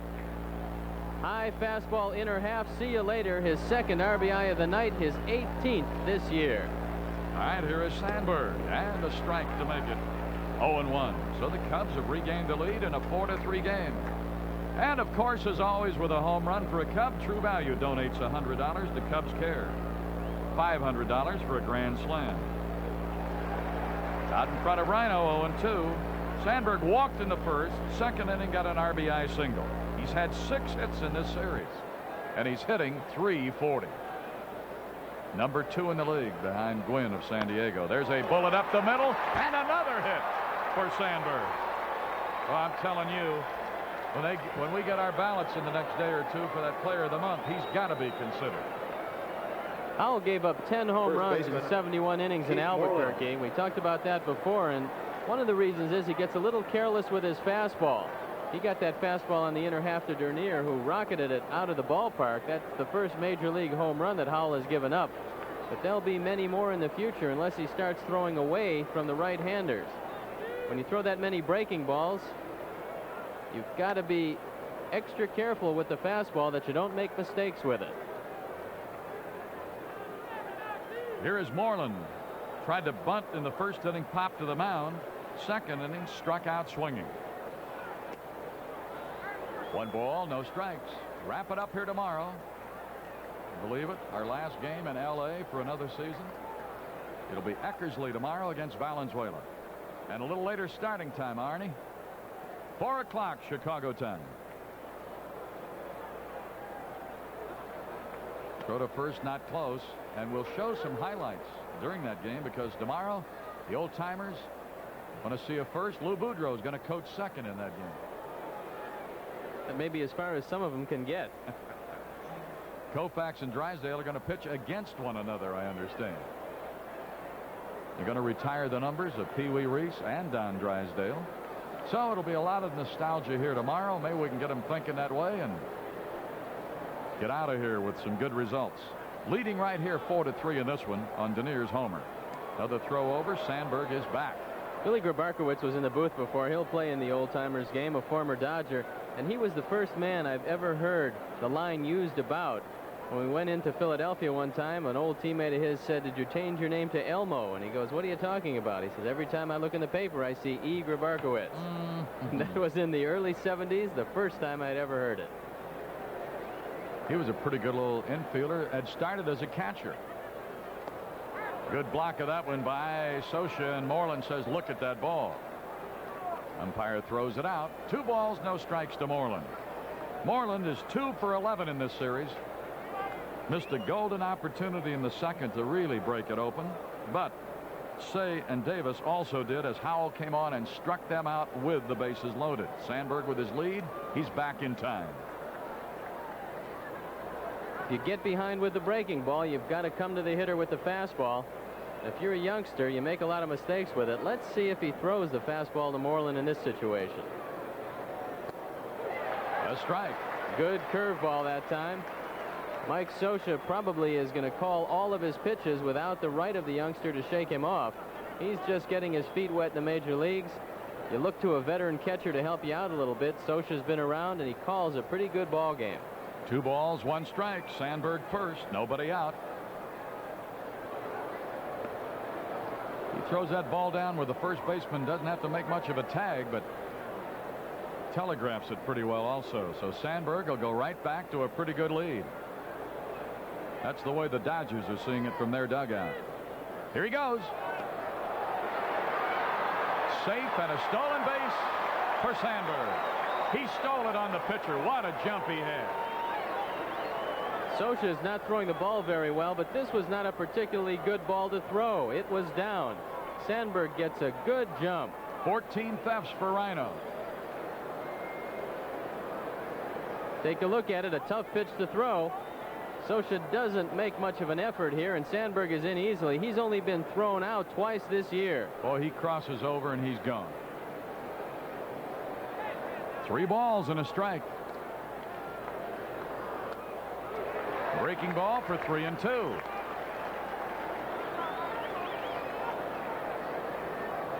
Cey on deck. A run in to break the tie on the leadoff homer by Dernier. Sandberg singled. Dernier and Sandberg have been to bat 6 times and reached 6 times. A bullet that knocked the pitcher down. There'll be no play anywhere. Dernier comes to third, and Moreland ends up at first. They're going to have to check on their pitcher because that ball really hit him, and I think maybe on the pitching hand the way he's acting. It looked like it got a piece of that pitching hand, and that's got to be throbbing. That's a pretty dangerous situation. He threw a 3-2 fastball after striking Moreland out on a curveball last time, and the redhead was waiting for it, and he drills it back up the middle. Just a reflex to try to put that meat hand in front of the ball. He is really hurting, and right now everybody shows concern for him. Let's take a look. That's probably going to be it, if there's any swelling at all. Hopefully he caught that not on the knuckles, because if he did, we're looking at a broken hand. I think that's going to be it for the young fellow, and hopefully he'll be all right. Take another look, Stoney. Well, they call third base the hot corner, but when you release the ball, you're 55 feet away from home plate. You don't have much of a chance to react at all. Moreland hits a rocket back up the middle. It hits him, it looks like, on the outside of the right pitching hand. They're going to put it on ice. He is in pain. Well, it knocked him down, literally. Looks like Bert Hooton is going to come into the game. We saw Bert Hooton throwing very well the first game of the series. He threw 3 innings, gave up 3 hits, didn't allow any runs. So Hooton is going to come in for the long relief effort tonight.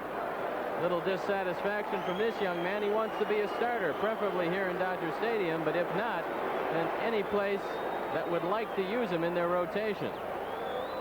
I guess maybe when the trading deadline came, if they'd have been a little better shape health-wise in this club, they might have obliged him. They're like our club. You got to look for every pitcher you can find, and he is a proven big league winner, and you don't want to let him go if you have to find a spot for him. So he has really been an enigma here to himself and to the club. I don't think his niche is relieving. I think he's much more comfortable starting. Unfortunately, he falls into that non-enviable category of insurance right now, because Jerry Royce hasn't shown that he can come back consistently and stay healthy. And with Royce in and out of the starting rotation, they've got to have somebody out there who can give them some dependability. Last year, Hooten was 9-8. He only made 6 relief appearances. He started 27 times, so he didn't have a great year, but he had a year where he was over 500. This year, he's 1-3 with a 442 earned run average. He's making his 26th appearance. He's only started 4 games. He's thrown 53 innings, given up 57 hits, only 3 home runs, 23 bases on balls, and 30 strikeouts. But he feels that with his stuff, which is not an overpowering fastball, but a good knuckle curve, that his stuff is best suited for the starting rotation, and that pitching in relief, he can't maintain control of that knuckle curveball. Consequently, he gets behind with the fastball now in the mid-80s instead of in the upper 80s, which is what he possessed when he came into the league. He's at the mercy of the hitters more times than not. But a good performance right here with the health of that pitching staff might propel him back into a starting situation. All right, well, he's going to get all the time he needs to warm up here. The teams around us. New York Mets got rained out today, and they've got to come right back tomorrow and double up. And the Philadelphia Ball Club, Houston, got a shutout job from Lacoste and Smith. And the Cardinals are playing tonight at San Diego with Andujar and Lawler, and there's no score after 4.5. Looks like they've gone to extra innings at Chicago. That Baltimore White Sox series has really been something. Nobody more than a run apart at any time. And they've gone to the 10th inning at 35th and Shields tonight, all tied 4-4. Kansas City lit up Guidry today. Did you see some of that? Boy, he just wasn't the same looking pitcher. Remember that good nasty slider he used to have, and today everything was up around the belt. A lot of the hitters just seemed like they were sitting on it, and they hit 3 home runs off of him. Here is the beautiful view of Dodger Stadium, as if you were out in center field taking a panoramic view. Just a delightful place to play for the players and the fans alike.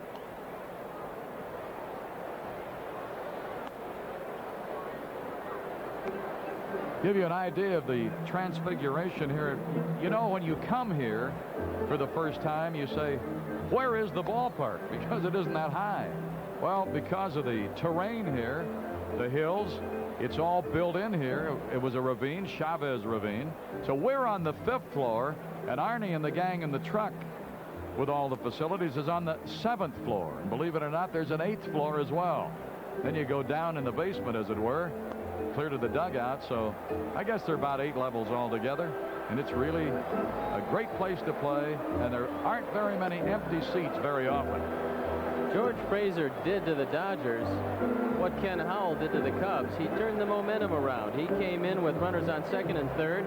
The Dodgers knocking at the door, and granted they scored the tying run, but Fraser held him right there. So when George left the inning, it was a tie ball game instead of a 1 or 2 run Dodger lead. The Cubs came back, showed a little character, putting a run on the board. Now we're threatening with nobody out here and runners at the corners. So Fraser's job right now looks like a pretty good effort as far as this game is concerned, and you got to like the Cubs offense. With a crippled up lineup and players playing out of position, they've come back to do some offensive damage to the Dodgers. We're looking at the 3rd Dodger pitcher. Certainly a painful way to exit for Ken Howell, because he was throwing the ball well, even though he was experiencing some problems here. Talk about a pitcher coming back with that good year. Zahn of the Angels won his 9th tonight. Tony pitched a 3-hitter at Milwaukee, so the Angels win that game 2-0. California had a lot of hits for those 2 runs. They had a dozen, but they won it with a score of 2-0. Talk about a club having trouble out here on the West Coast, because you know we are here now till the break, and the Pirates and the Cardinals are out here with us. And Pittsburgh failed again at San Fran. The Giants knocked them off 7-5. They had almost 27,000 up there. Gladden got another home run. I think that's about 2 in the series for him. You're wondering why Bert Hooten is taking so long. One of the reasons is that he's really not used to being a relief pitcher. A relief pitcher can come in, and maybe in 20 pitches he can be ready, because that's his job. Hooten's been a starter primarily his whole career, so he's not going to rush anything. He's going to take his time, as he has been right here, and get good and loose, which is what he should do, because he was just sitting around kind of enjoying the game, and all of a sudden Howell left kind of unexpectedly. Did you talk about or amplify any of your thoughts about the Yankee-Philadelphia trade? Only that Philadelphia seems to be going with the philosophy that you can never have too many left-handed pitchers, because now they have Carlton and Koosman in the starting rotation. And it would appear that Shane Rawley, who is going to start at least the first time that he pitches for Philadelphia, is going to move right into that rotation. So they feel that left-handers are where it's at. Left-handers give most clubs trouble. Fortunately, left-handers don't seem to give the Cubs a whole lot of trouble, because they're playing .667 ball when left-handers start the game. Third baseman. All right, we're ready to go here.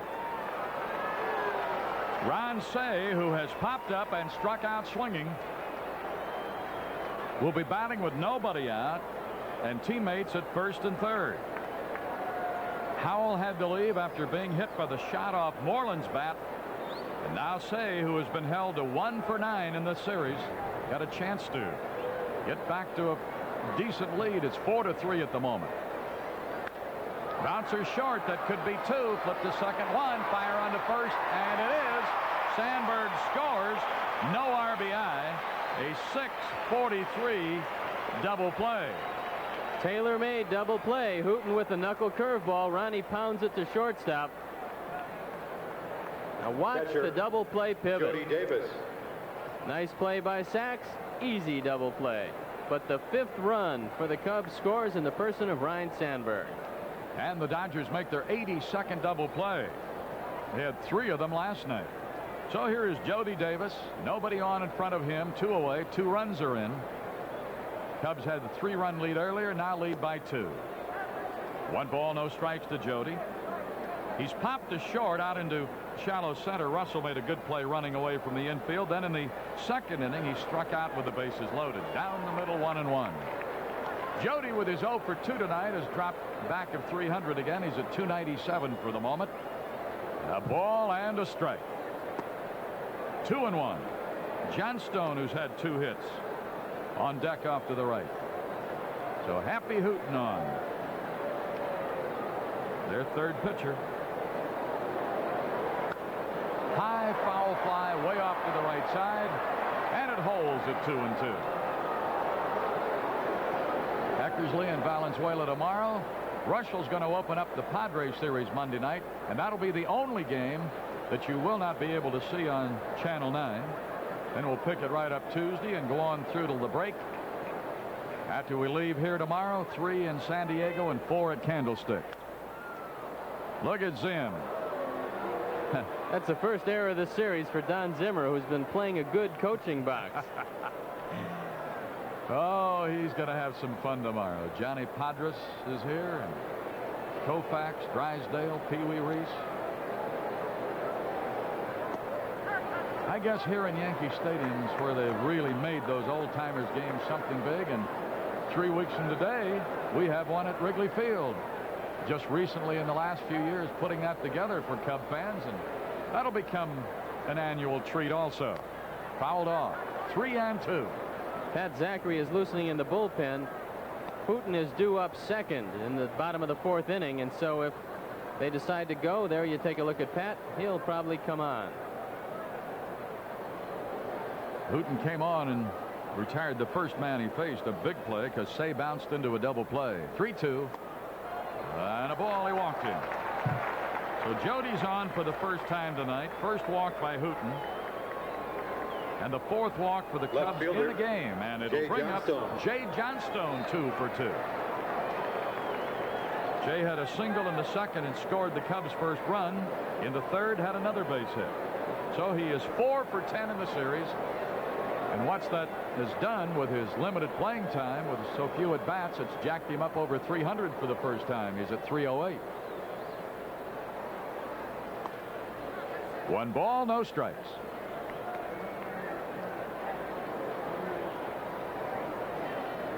We just got a preliminary report on Howell, and Steve will give that to you just as soon as we get another pitch thrown here. 1 ball, no strikes. Bouncer to second. Sachs will throw, and the side has been retired. So second to first. First time the Jaybird's been retired tonight. The Cubs get a pair to go back in front. 3 hits. It started with a dinger by Denier. And now, as we go to the bottom of the 4th, the Cubs have a 5-3 lead. Howell has a bruised For the palm Dodgers leading off.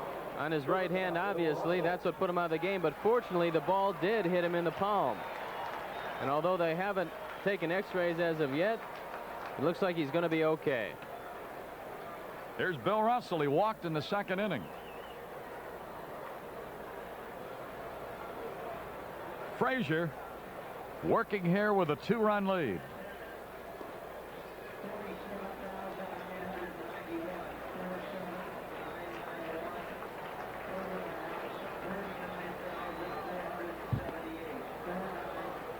Frazier throws one right down the middle, evens it at 1-1. 49,478 total, 47,991 paid. And tomorrow with the old timers in Valenzuela, there won't be a seat empty. There's a line drive single into center field.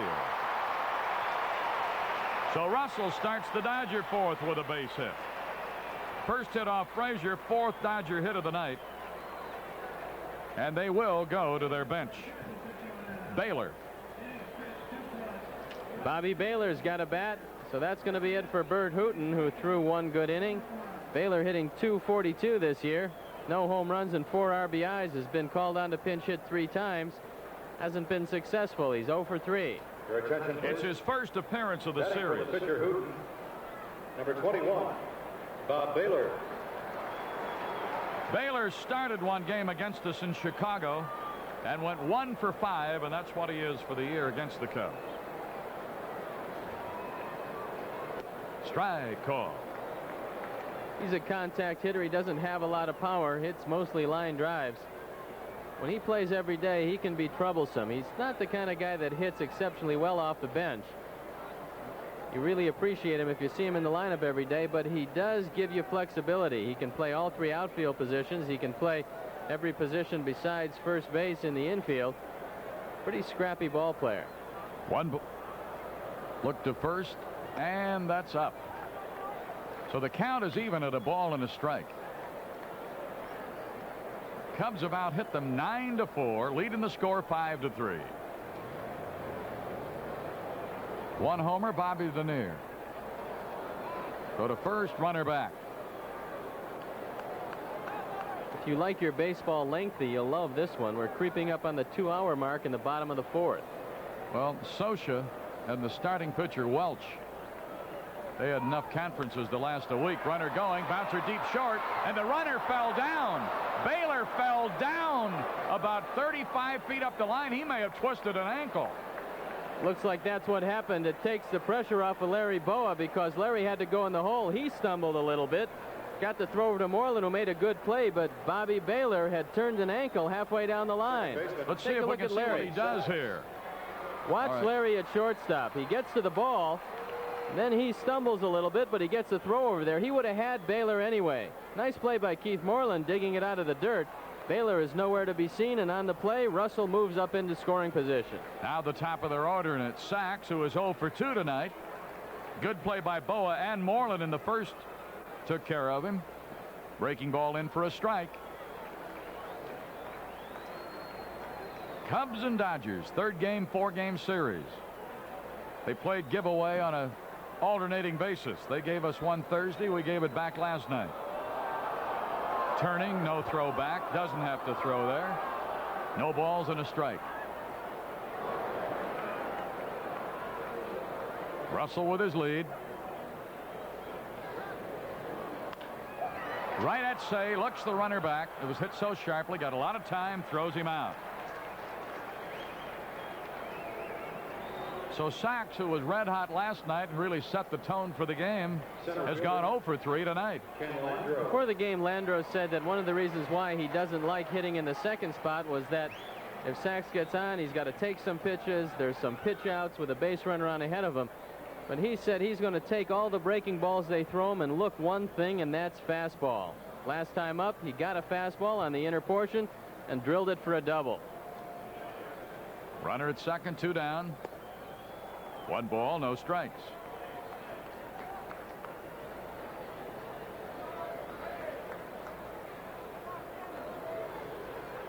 Russell with a pretty good lead. Frazier will check him. Head back Landro off the plate, and it's 2 balls and no strikes. Stubbs on deck.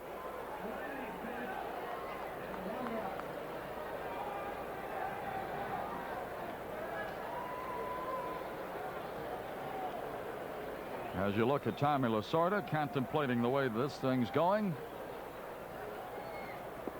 A ball. You're watching the Cubs and Dodgers from L.A. Milo Hamilton and Steve Stone in the middle here with you on WGN Television 9 in Chicago.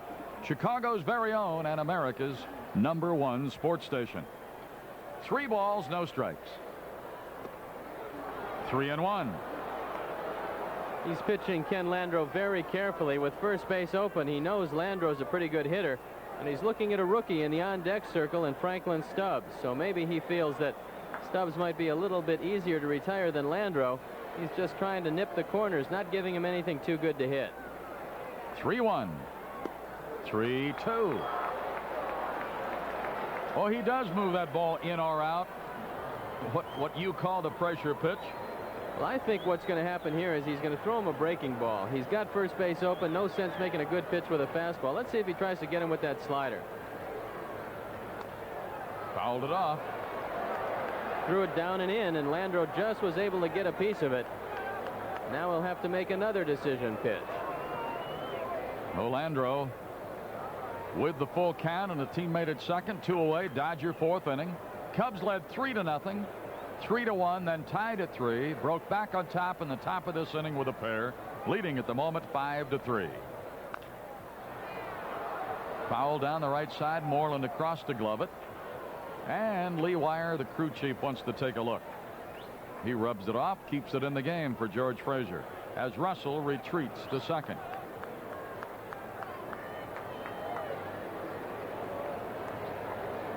A week from tomorrow, we'll be winging home from San Francisco, and the club will scatter for 3 days. The All-Star break. Probably have more Cubs in that game this year than we've had in a long time. Lined foul. Oh, man. He's thrown him 3 straight fastballs. I certainly would like to see him throw a breaking ball. He knows exactly what speed Frazier's throwing the ball. And that one didn't miss by too much as Landreau cranked it down the right field line.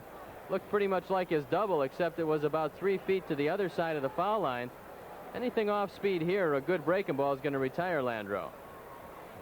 Well, he's got a variation of the Suter split-fingered. Maybe this would be a good spot to try it out.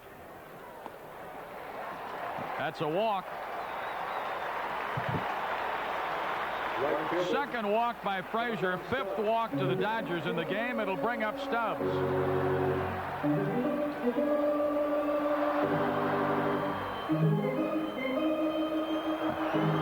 Auditioning for a Western role, I'll bet. The horse is coming by in a second. Just wait there, buddy. Franklin Stubbs had a pretty good tutor in spring training. Roy Campanella worked with him almost every day.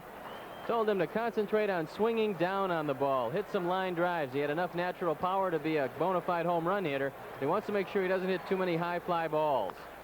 Bouncer to short. Boa's got a charge. He'll go to first base. Side retired.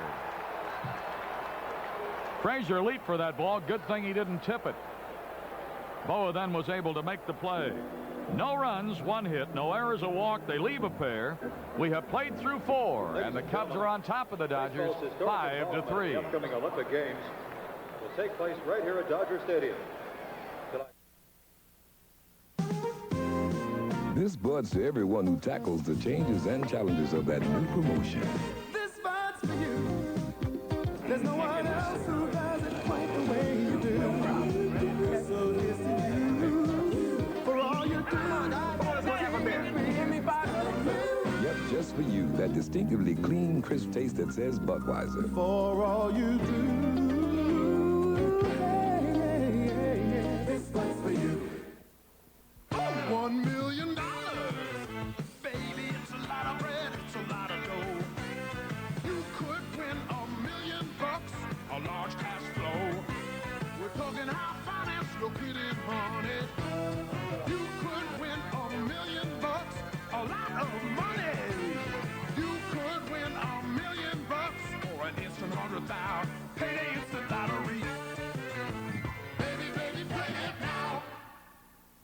Center Video Center is Chicago's largest video center because we continually give you our lowest prices. We know selection is nice and service is important, but you need to find the lowest price. Like this Panasonic Deluxe video recorder with forward and reverse search for a low $398. So if you're going to shop, go ahead. But remember, Center Video can save you time, save you gas, and save you money.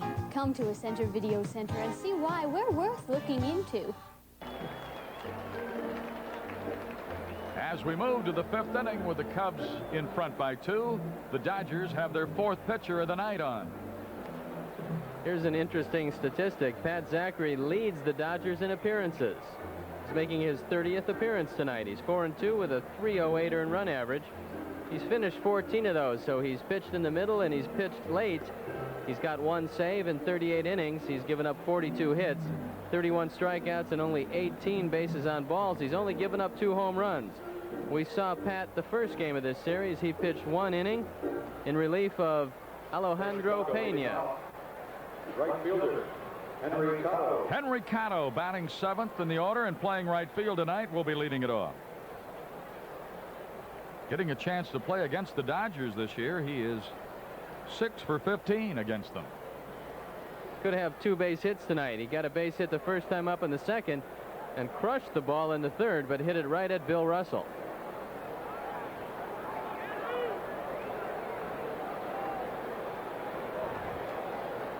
Zachary filling in that spot where the different follow through by the various pitchers has dug that hole. He's filled it in and he's ready.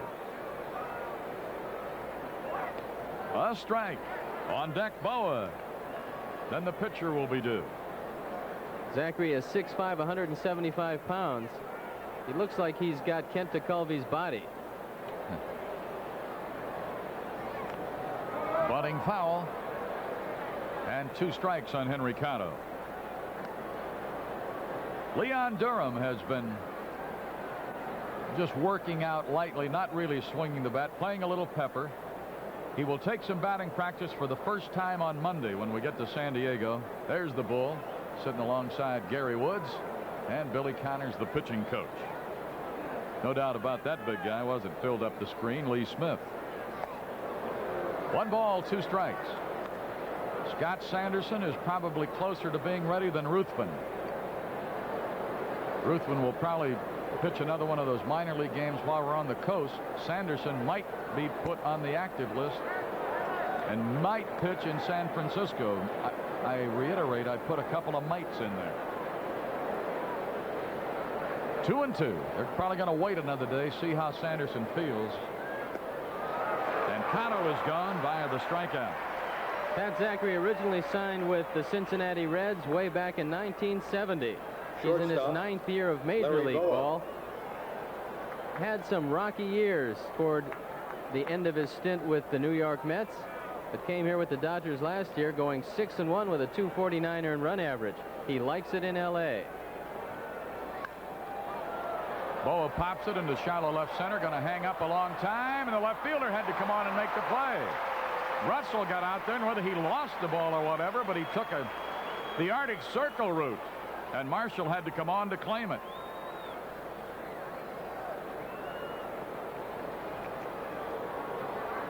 Vance Law has just homered in Chicago, and the White Sox have beaten the Orioles. Pitcher. That was an 11th inning homer by Vance Law. Here is Frazier batting with nobody on and 2 away.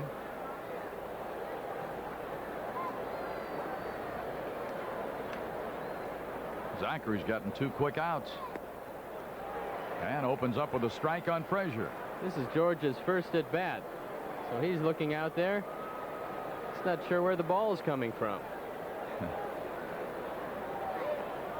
I told you. Boy, that was like it was programmed. Well, if you're waving at us, George, how you doing? Don't worry about it, George. I want you back out on that hill. 0-2. He's gone. So Zachary gets the Cubs 1, 2, 3 and has 2 strikeouts as he faces the bottom of the order. We're halfway through this one after 4.5 in L.A. Cubs 5 runs, 9 hits. Dodgers 3 runs, 4 hits. Be sure to catch these super values at True Value hardware stores. Like this Gott 16-quart cooler with hinge lid, just $16.99. Keep your garden hose neatly coiled with a custom plastics hose reel cart, only $26.88. And for painting chores, rely on quality True Test Orel brushes, priced from $1.99 at participating True Value hardware stores. Dan Gurney and his Toyota Celica GTS take on the All-American Racers pit crew. The pit crew looks over the Celica's ventilated disc brakes, the independent suspension. They check out the Celica's single overhead cam engine and electronic fuel injection. Inside, they check the Celica's luxurious comfort. What does all this mean to you? This is the right stuff. Oh, what a feeling. Celica. Toyota. You've never seen a Six Flags like this before. You never had a stand-up ride like this before. Trailblazers the scream. You never had a place to play like this before. It's every kid's dream. You've never had a way to ride in this before. Thunder River is the best splash around. You've never seen a Six Flags like the one we've dreamed of now. Stand up to Railblazer. Come ride the Thunder. More rides, more shows, more fun than ever before. So come on out to Six Flags. Come and see what we dreamed of now.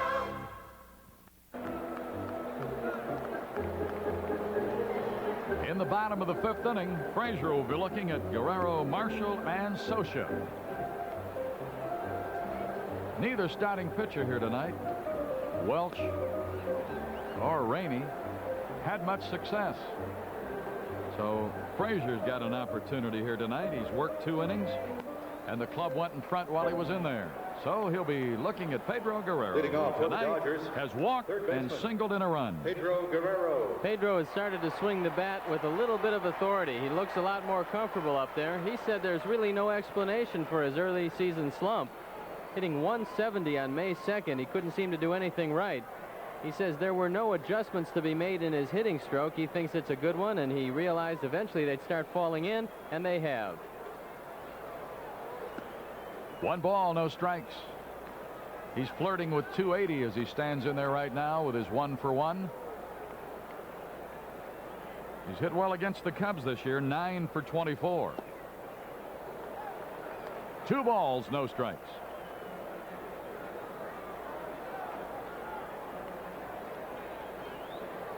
Mike Marshall on deck to the left side as the Dodgers bat in the 5th inning. Falls behind him, 3-0.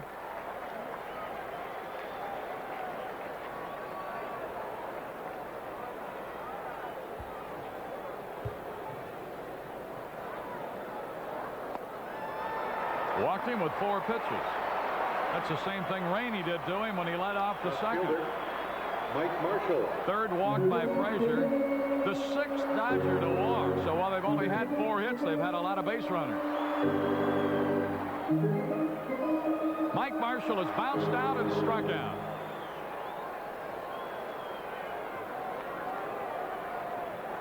Came in with a 10-game hitting streak. 1 ball, no strikes. In this series, he's 3 for 10.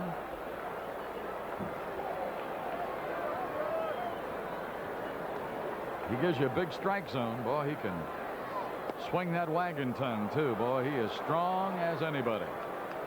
1 ball, 1 strike. After the All-Star break, he'll be coming into Chicago, where he grew up.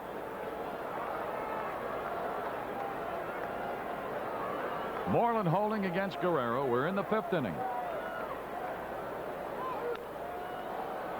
1 ball and 2 strikes. The on-deck hitter is Scioscia.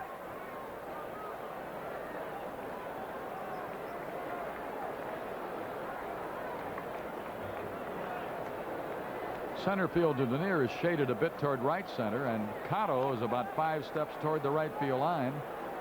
The left fielder, Johnstone, is deep and straight away, so the big gap is left center. Working on the runner at first, still a 1-2 count to Marshall.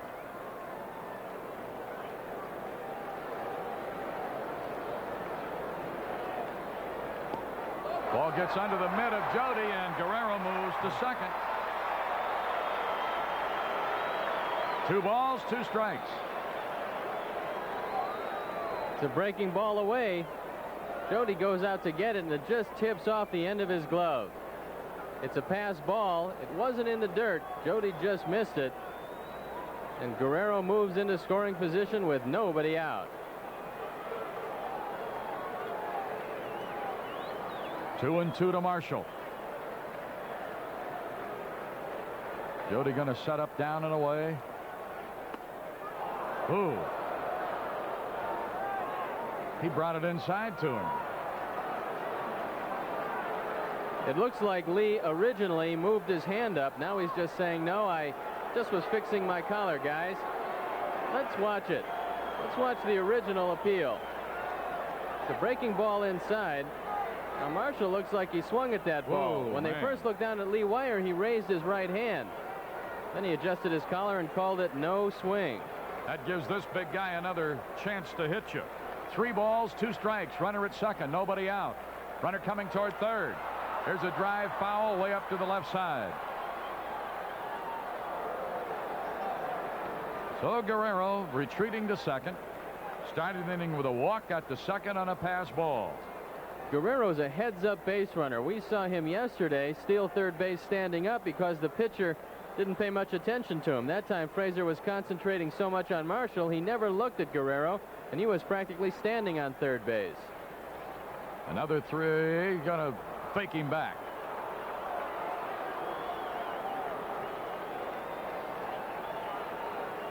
Cubs leading by 2, but right now that tying run is at the plate. Fouled it off. So holds at 3-2 on Marshall, and Scioscia, who this year has been a tough out for Cub pitchers, is the on-deck hitter. The book on Marshall is that you can throw that fastball inside, but you've got to come inside off the plate a little bit. Inside on the plate, he gets a good swing, and he's liable to get the head of the bat on it. Right now, after 2 straight fastballs inside, the outside corner looks like the place to go. Throw to third, safe. It was ball 4 to Marshall. Stolen base for Guerrero. He came inside and missed, and Guerrero took advantage of a lack of attention by George Frazier. It's close, but Guerrero's in there, and now Jim Frey is coming out. Let's take a look at Pedro. When he sees that Frazier only takes 1 look, he's off to the races. You see Joey Amalfitano pointing, get down he did. So Jim Frey, the little skipper, is on his way. They've got the tying runs on, nobody out, and Scioscia, left-hand hitter, who's hurt the Cubs all year when he's been in their lineup. Warren Brewstar is warming up in the bullpen for the Cubs. George Frazier is struggling with his control this inning, walking Guerrero and Marshall. He has walked 4 since coming in relief. So Frey didn't go out to get him. He went out to have a chat. And now Scioscia, who drove in their first run in the second with a single and then walked in the third. He's 3 for 6 in this series. He's had 5 RBIs and only 12 at-bats against the Cubs this year. Remember the first series when we were out here, they won both games. He drove in the winning run in each of those games. 1 ball, no strikes. And another left-hand batter, Brock, is on deck. Runners on the corners without the benefit of a hit. 2 walks, pass ball, stolen base, putting them at first and third. Fouled way down the left side. It goes even to Scioscia, 1-1. You need a strikeout in this situation, but unfortunately Mike Scioscia is not a good candidate for the strikeout. He doesn't overswing, he just tries to get the bat on the ball. So in lieu of that, you start thinking about keeping the ball down with a slow running catcher. You'll trade the run for the double play, try to keep out of the big inning. Guerrero third, Marshall first. Scioscia waiting on a 1-1 from Frazier. Now it took a little too much time. Scioscia says, give me some time. Scioscia's only struck out 10 times in 140 at-bats. Fakes a throw to third, but No play. Doesn't have to throw over there either. A ball and a strike.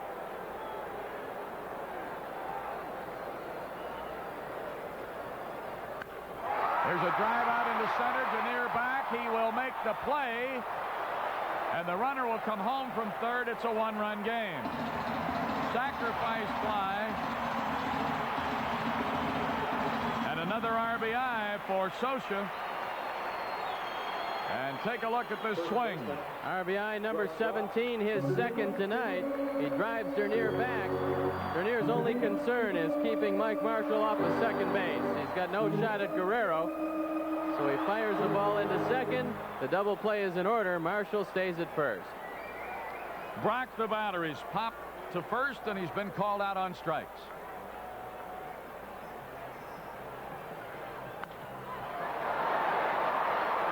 Going to get the head man, and a throw to first won't be in time. Ball drops away from Moreland, but no harm. Runner will not get another base, but they do get the front man, Marshall. Oh, that was nip and tuck at second. A slowly hit ball to Sandberg. He pivoted and got the ball to Boa, just barely ahead of the sliding Marshall. Moreland does a nice job on another ball in the dirt. Kept the ball in front of him and kept Brock at first base. All right, Russell, the batter. He's had a walk and a single. A run in, and it's a 5-4 game Cubs.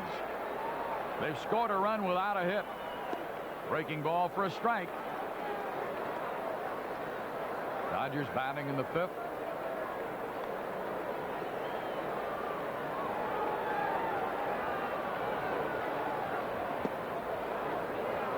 Boy, the folks around this town tomorrow, somebody says to the neighbor, "What'd you do last night?" He said, "I had a night out. I was out all night at the Dodger game." Boy, oh boy, this is a snail pace job.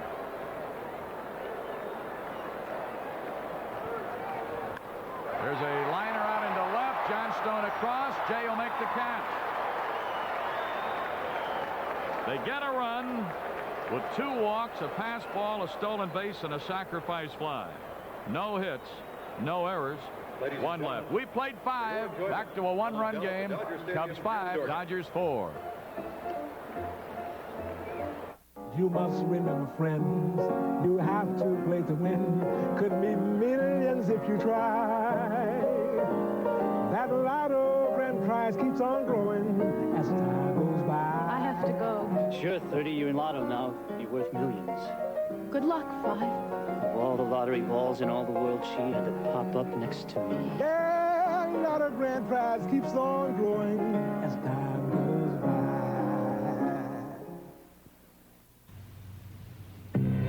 Think about time. Is so much of it really necessary to Beechwood Age Budweiser? Think about ingredients. Why demand only the very best? Why search for the best of the good earth? Why? Because that's what it takes to create the quality taste of Budweiser. Quality taste. Think about that. That's what people want from a cold glass of beer. And this is the one they want. For quality. For the way it tastes.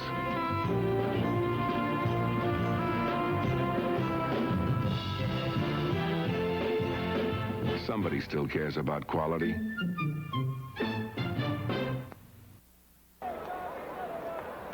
Leading off for the Cubs, center fielder Bob Dernier. The Cub fans in abundance again. Bob Dernier with 3 hits, 2 singles, a home run, 2 RBIs. Then it'll be Sandberg, who's had a walk, 2 hits, and an RBI. Well, if you're a 3, 4, 5 hitter on this club with Dernier and Sandberg, you ought to say, hey, I'm going to get some RBIs this year.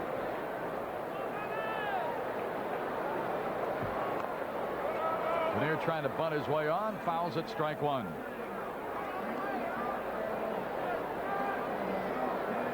They've changed the ruling in the last inning. They've taken the pass ball away from Jody Davis.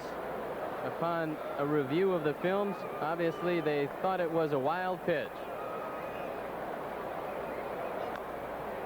Bobby fouls it off, and it's strike 2. Zachary, the 4th Dodger pitcher, following Welch, Howell, and Hooten. Welch didn't have it. Howell literally got knocked out of the game when a shot hit him on the pitching hand.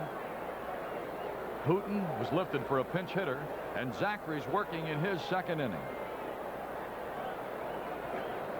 Strike 2. 1-2 to Denier. Denier up there flirting with 320 again. Sandberg's going to be over 340.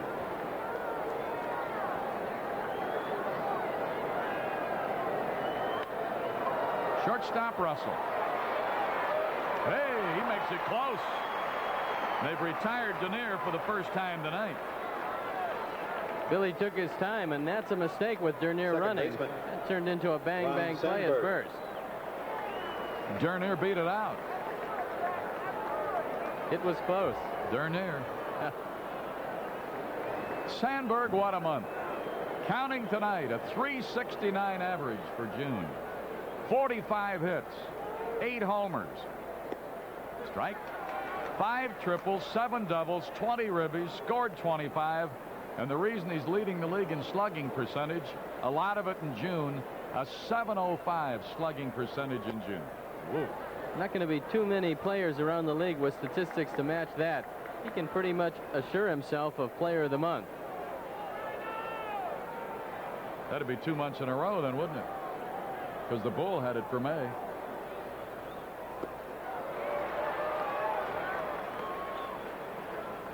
Dr. John Shaw, ardent Cub fan and associate of Jake Zucker, our team physician, tells us about a Cub fan celebrating an 86th birthday today out in Melrose Park. 2-2. So a happy 86th to Henry Greger in Melrose Park, who was 84 when this game started. He certainly was.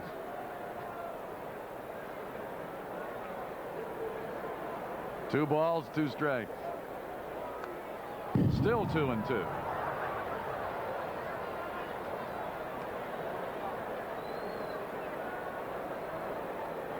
And if you want to see the best second baseman in baseball at the All-Star game, you can wait till about the 3rd or 4th inning to turn on your set. That's when Rhino will get in the game. Fly ball out into left center field. Center fielder back, and it will be past him. Rhino around second. He's going to air it out. He'll come to 3rd, and a 3-bagger for Ryne Sandberg, and his 3rd straight hit tonight. Man, oh man, what a month that kid has had. He is really putting on a show everywhere he goes. This is his 11th triple of the year. He drives it over the head of Ken Landreau, who makes a pretty good effort. Landreau wasn't playing it particularly deep, and it looked like he had a shot at this ball. It eludes him, rattles around for a little bit. Nice play by Mike Marshall, who backs up to save the inside the park home run. And Sandberg easily coasts into 3rd. His 12th 3-hit game of the season. Infield to come up all the way around. Moreland, who had a hit the last time up and is 1 for 3 for his night's work. Oh, it'd be nice to get that run back in a hurry. It's 5-4 Cubs. They've out-hit the Dodgers 10-4. Nobody's made an error on either side. 1 ball, no strikes to Zonk. Seydoux up next. A 1-out triple to Sandberg. 1, 2, 3. In 8 appearances at the plate now, Denier and Sandberg have been on base 7 times.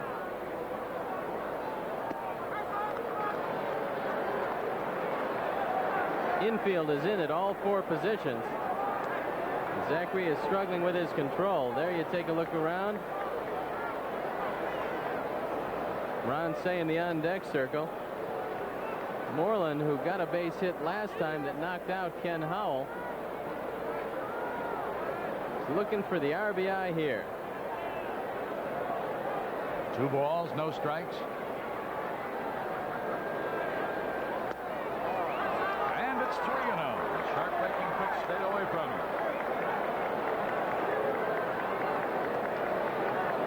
So Don Zimmer coaching at third, and runner right with him is Ryne Sandberg. 6 triples this month now. Whoa. Had the green light, but he didn't have a lot of selectivity because he wasn't giving him anything. He was going to say, here, if you want first base, take it. I'll throw you a breaking ball and make sure that it's not a strike. He's liable to do the same thing again right here.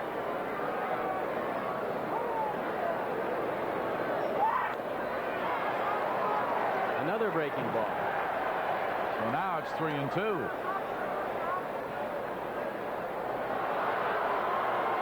Moreland is pulling out a little bit on the curveball. He's trying to pull it. You've got to just shorten up a little bit and go right with the breaking ball and take it the other way. Let's see if Keith does it, because he's going to get another one right here.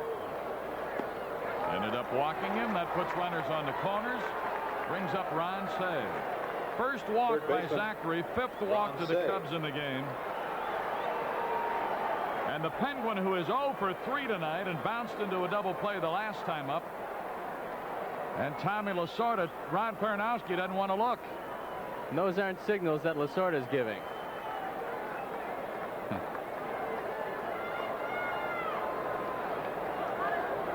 All right, Zachary in a trouble spot here, and Cey trying to get another runner home. Sandberg third, Moreland first, 1 out.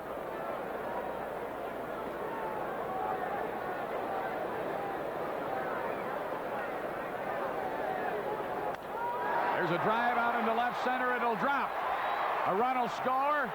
Moreland headed for third. He's going to have to hit the dirt. He's in there, and going into second on the throw is Cey. RBI single for Cey. His first RBI tonight, is second in the series, and it's another run in for the Cubs. Even though Ron Cey's batting average is down, his RBIs are up. That's RBI number 43. He dumps it in front of Mike Marshall, and then some heads-up base running. On the throw to third, no chance to get Moreland, but Cey is the trailer, takes second base, staying out of a double play possibility. The Cubs have 2 runners in scoring position. Good heads-up base running by Ron Cey. All right, now as Scioscia holds yet another conference. They're talking about the possibility of walking Jody Davis ahead of Jay Johnstone. We're talking about at least being careful with him, pitching him much the same way that he pitched Keith Moreland. Jody Davis tonight popped a short, struck out swinging, and walked. The infield is up. Runners second and third, 1 out. 1 run in, 6-4 Chicago. A ball to Jody. Johnstone on deck to the right. Cubs now with 11 hits. 2 men in scoring position for Jody Davis, who came in tonight leading the league in RBIs with 55. Bouncer third. Look the runner back, then throw to first. Not able to move on that one, and it's 2 away. Jody bounces out to Guerrero. So your runners hold. And now it's up to Johnstone. Left fielder. I would walk Johnstone to get to Cotto if I were the Dodgers. I don't know what they're going to do, but Zachary is a good low ball pitcher. Johnstone a good low fastball hitter. And you got a rookie coming up next, so let's see the strategy here by Tom Lasorda. They're going to put him on. And another reason for that, too, Steve. Johnstone, when he gets in a bit of a groove, and he's been swinging the bat very well in this series. He's had 4 hits in the last 2 nights. Regardless of what Henry Cotto does in this situation, you always want to face a rookie rather than a left-handed hitting veteran, and the percentages say with a force at every base, you walk Johnstone, and that's what Lasorda does. All right, 1 more will do it. Jay will flip the bat, go to first. Bases loaded for Henry Cotto, who tonight has singled, been safe on a fielder's choice, and struck out swinging, and the strikeout was against Zachary. First man he faced, and he got him swinging, and now he will bat with a teammate on every base. And a .286 average for the year. Stoddard is up and throwing in the bullpen for the Cubs. Cubs lead 6-4.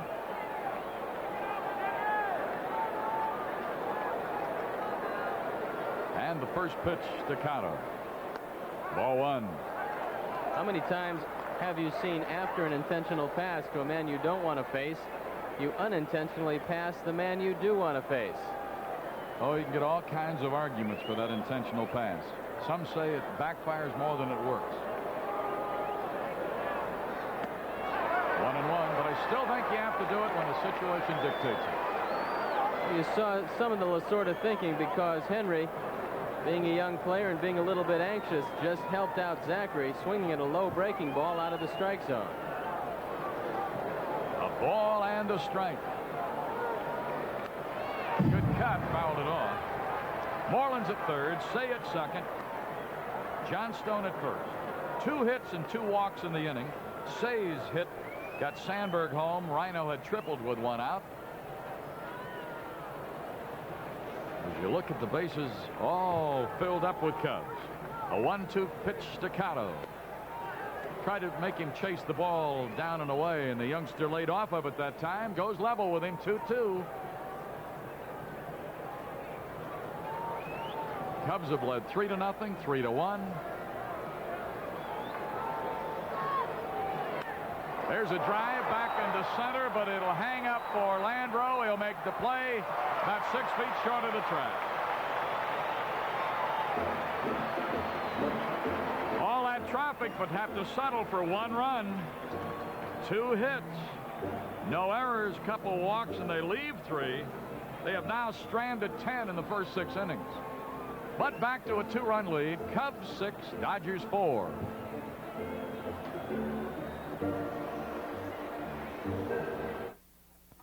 Oh, I'll be all right, dear. I understand. You have a good time. Oh, Jill. Oh, Murph, would you mind locking up tonight? I've got a date. Oh, sure. Date, huh?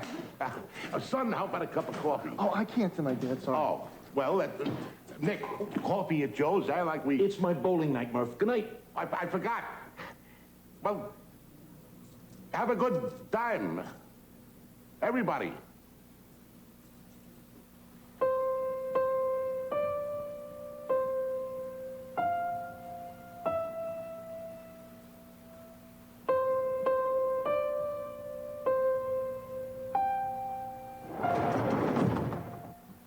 Surprise! Happy birthday!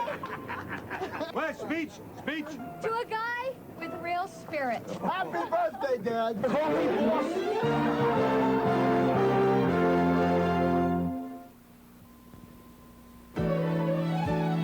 Make Jewel your picnic headquarters.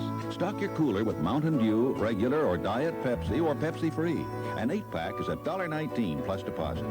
Delicious barbecues call for Glenmark quarter-pound steak eaters beef patties. A 3-pound box is $6. Or how about a thick, juicy Jewel sirloin steak? Just $1.99 a pound.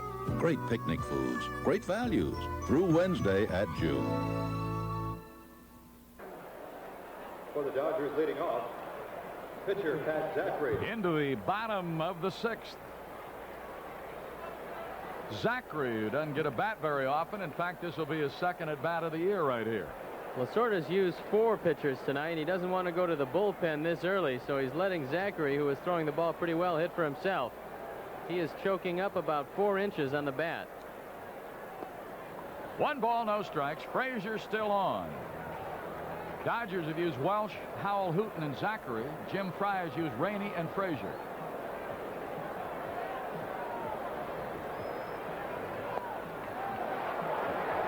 Come on, George. He walked 2 to lead off the 5th inning. Right now he's a little bit peeved with himself, going 2-0 on someone who is not too familiar with the batting box.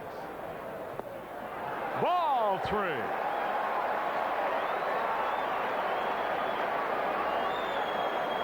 Stoddard is still loosening up in the bullpen.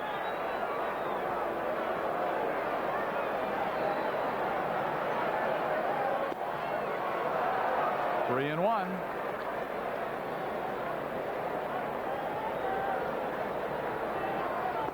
Three and 2.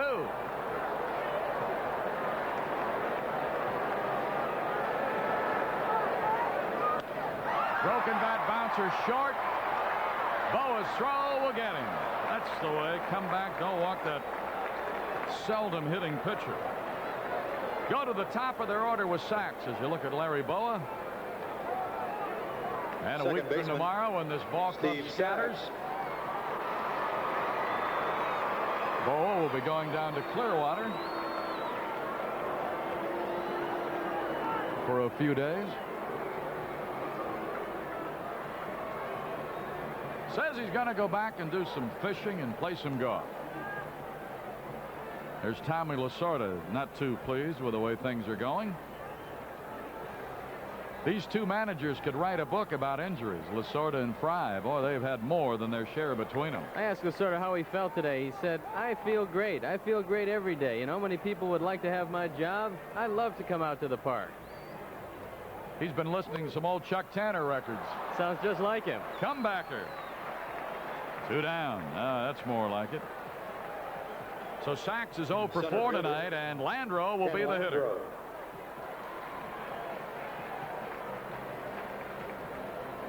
Landreau tonight has had a double and a walk. He's 1 for 2. Lasorda did have some comments about long-term contracts, though. He talked about playing in his day where you played year to year. You had to worry about being injured. If you were injured, you never wanted to leave the lineup, so you played. He says now with a long-term contract, where's the incentive? They have guaranteed money. They have guaranteed time in the major leagues. They have no trades. He says sometimes guy gets injured and takes a few days off. Smashed foul. And another thing, you imagine how many hamstring pulls there were in the 30s, 40s, and 50s, and we never heard about them? Because the guy never got himself out of the lineup. What he says is you were scared to death to leave the lineup because there were no trade clauses. They could get rid of you. They could release you. They were only obligated through the rest of the year. Plus, they had a guy in AAA that was ready to take your job. 2 strikes.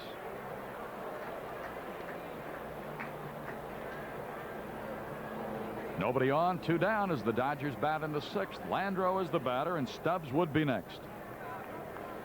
Frazier came on in the 3rd. This is his 4th inning. And that might be about all you can get out of him. What do you think? I think that Jim Fry would be delighted if he went 4. He could turn the game over to Tim Stoddard then in the 7th inning, and you'd have Lee Smith coming in after him. But you can't push George too far. Even if he let him go out for the 7th inning, if he got a base runner on, then he'd probably go to Stoddard. 0-2 to Landreau. Fouled it down the right side. Well, he's jerked everything thrown up there by both pitchers here tonight. I think one of the reasons why he's hitting below 275 is that he's starting to try to pull everything. When he was hitting very well in the American League, he was the kind of hitter who could hit the ball to left and left center effectively, but it looks like he's changed his stroke. You sound like a man who knows. Oh, he got a few off me. I used to throw him away, used to dump it over the shortstop's head. Right now, he looks like he's trying to hit a home run on every swing. He got him, and there was that pressure pitch we've talked about where he splits the finger and makes it turn away from the left-hand hitter. That's a strikeout swinging, and then a 2-3 to complete it. 3 strikeouts for Frazier, 4 in the game against the Dodgers. Got him 1, 2, 3, and we have played through 6, and the Cubs are leading 6-4. Is tomorrow. Hall of Fame inductees Don Drysdale and Pee Wee Reese will have their uniforms retired during special. The Midas Touch Award is brought to you by your 60 local Midas muffler and brake shops. In the 2nd inning with 2 on, Howell, the pitcher, smashes one. He really hit this ball hard, and watch the reaction by Sandberg. Backhands it. Beautiful play. Now he's got to turn, get up, throw, and he will get him. And the award for this play will be a donation to the Children's Memorial Hospital in Ryan Sandberg's name. Versus Dennis Eckersley. General admission seats are on sale. You know, at Midas, we've installed over 48 million mufflers, more than any other muffler chain. In fact, compare us to any of them, and you know what you'll find? We've had more repeat customers than they've had customers. We've done more foreign cars than they've done cars. And with our Midas guarantee, we've installed more free mufflers than they've sold. When it comes to experience, no one can touch Midas. Trust the Midas touch. You're not just another face On United's flight to Los Angeles, United treats me like a big shot. I thought they knew I am a famous foreign Olympic athlete, but they treat a little American man in the same nice way. I figure he is fast USA runner, but he says he is a mattress salesman. United, official airline of the 1984 Olympics. United treats even business people like big shots. You're not just flying, you're flying the friendly sky.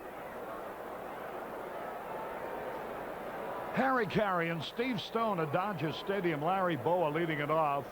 He bunts down the third base line, got a chance to beat it out, but it trickles foul.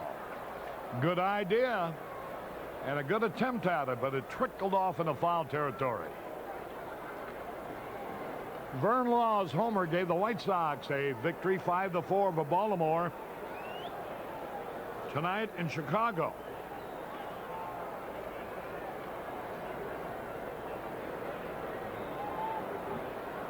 I was thinking of his father, Vance Law. Larry Boa. There's a little ground ball. Let's see it.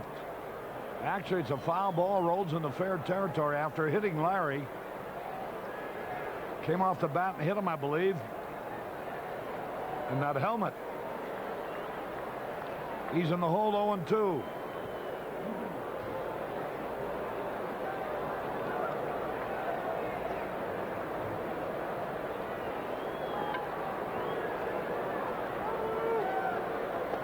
A little bit outside. There's some people originally from Michigan City now living out here. Great Cub fans, John, Judy, Diane, and C-Row. 1-2 the count. Bouncing ball, deep shot, got a chance to beat it out. No play. An infield hit for Larry Boa. Russell was able to get to the ball, but he couldn't transfer the ball from his glove to his hand. Larry just gets the bat on it. Watch the play by Russell. He charges. When he goes to transfer, he can't get the handle. It's an infield hit for Boa. So here now is George Frazier. He was trying it. That was a funny attempt, but what he was trying to do was to fake the bunt and then try to chop it by the on-rushing Guerrero. I think that Zimmer's telling him, look, we need a sacrifice here. Don't do anything tricky. Just square around, bunt the ball to the first base side because Guerrero is standing on your foot. You'd like to push it away from him. Like that old line goes, he says, well, I thought I could push it by him. And Zim says, don't think you weaken the team. Throw to the first, runner back.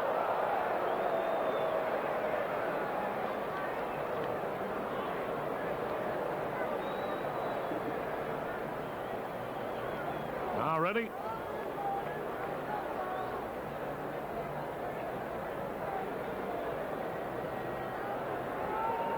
There goes Boa. The ball is attempted to be bunted. The throw is out, trying to steal. Bill Russell made the tag. Frazier missed his attempted bunt. Only the second time this year that Larry Boa has been thrown out trying to steal. Scioscia makes a good throw right on the money at second base. Russell with the tag. Take a look at it. Well, but from where I'm looking, he was safe. Watch it again. Dutch Rennert making the call.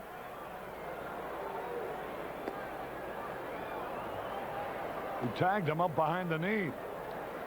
1-2. There was no argument about it, though. There's a ground ball to the first baseman. Easy out. 2 men are gone here on the top of the seventh. And Bobby Dernier. Center fielder, Bob Dernier. Ryan Sandberg is 3 out of 3 tonight. A walk, an RBI single, a single, and a run scored with a stolen base, and a triple and a run scored in the sixth. Dernier is 3 out of 4 also. There's that famous daily double of the Cubs. They're 6 out of 7 for the first 6 innings.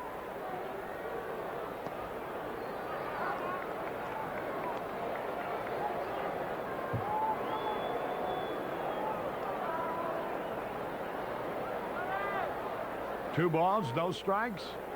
Ball 3 outside. Gene Stillman, a great Cub fan from out here in Los Angeles, sends a note up. Oh, they're from everywhere, including Southern California. 3-0 pitches in there. Ryne Sandberg on deck.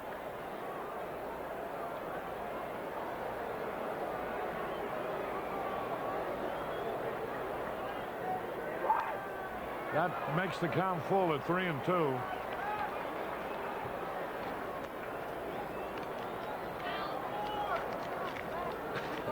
Here's a very officious looking envelope. I'm not worried. I already paid my alimony. Ball 4 is low. Ryne Sandberg has got to take a pitch or two and allow Bob Dernier to try to steal second base. He'd like to tack on an insurance run. This is an ideal situation to do it. Dernier has already stolen 1 tonight, his 30th of the year. It's a good time to run. It's also a good time to pitch out if you're Mike Scioscia. Ryne Sandberg with 2 away. Dernier is back. Dernier stole his 30th base in the first inning.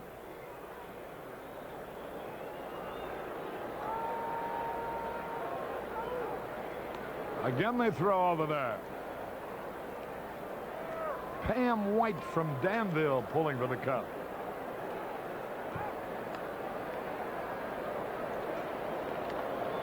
Envelope wasn't from one of your ex-wives, was it? No, nothing like that.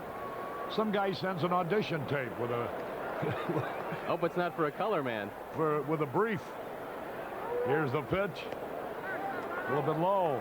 He did say he smokes more expensive cigars than you do. So that's worth considering. We'll have to audition him. 1 ball, no strikes.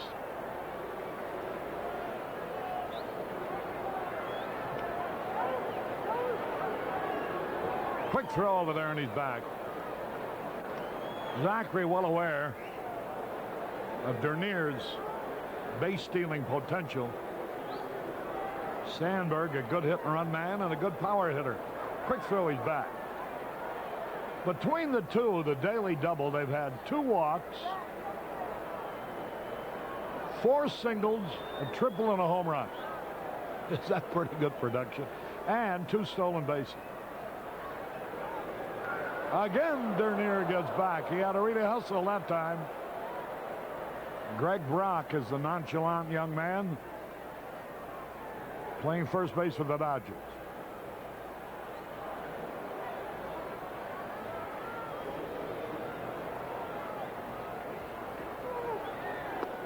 Strike called to even the count on a ball and a strike. Zachary's got very quick feet on his move to first base. He shifts his weight quickly and gets the ball over there. Dernier has got to be careful. Here's the pitch. There goes Dernier. Pitch out. The peg. And they throw him out. From Scioscia to Russell. Boy, they guessed that one right.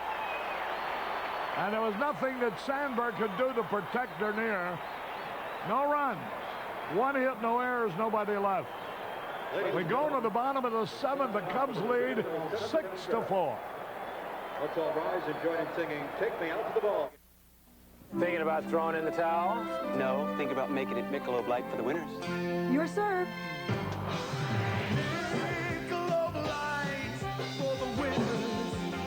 Would good friends really play this hard for a beer? Well, it is Michelob Light, the rich, smooth taste you can compare to any beer you like. Michelob Light for the winners.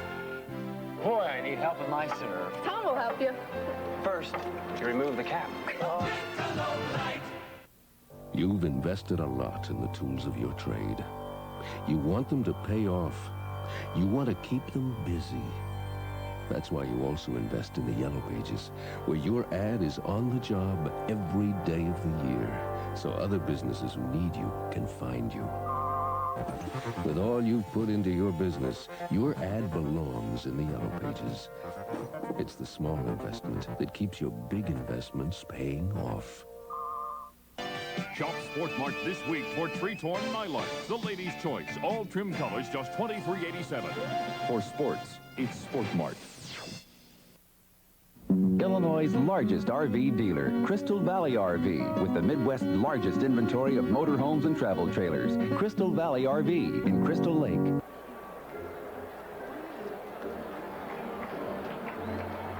Harry Caray back at Dodger Stadium as we go into the bottom of the seventh. Frazier's been in there since the third inning. He's allowed only one run. And we're getting into those late innings now, and I imagine Jim Frey will be watching him closely. I think if he gets one man on, they're going to go to the bullpen. Someone is throwing down there. We can't see, but I assume it's Tim Stoddard. So when you're in your fifth inning and you're used to middle and short relief, you start to be concerned about stamina. But Frazier is throwing the ball pretty well. Frey would like to get another couple of hitters, perhaps. Here's the first pitch. Franklin Stubbs leading it off. 1 ball, no strikes. A little bit low. Ball 2.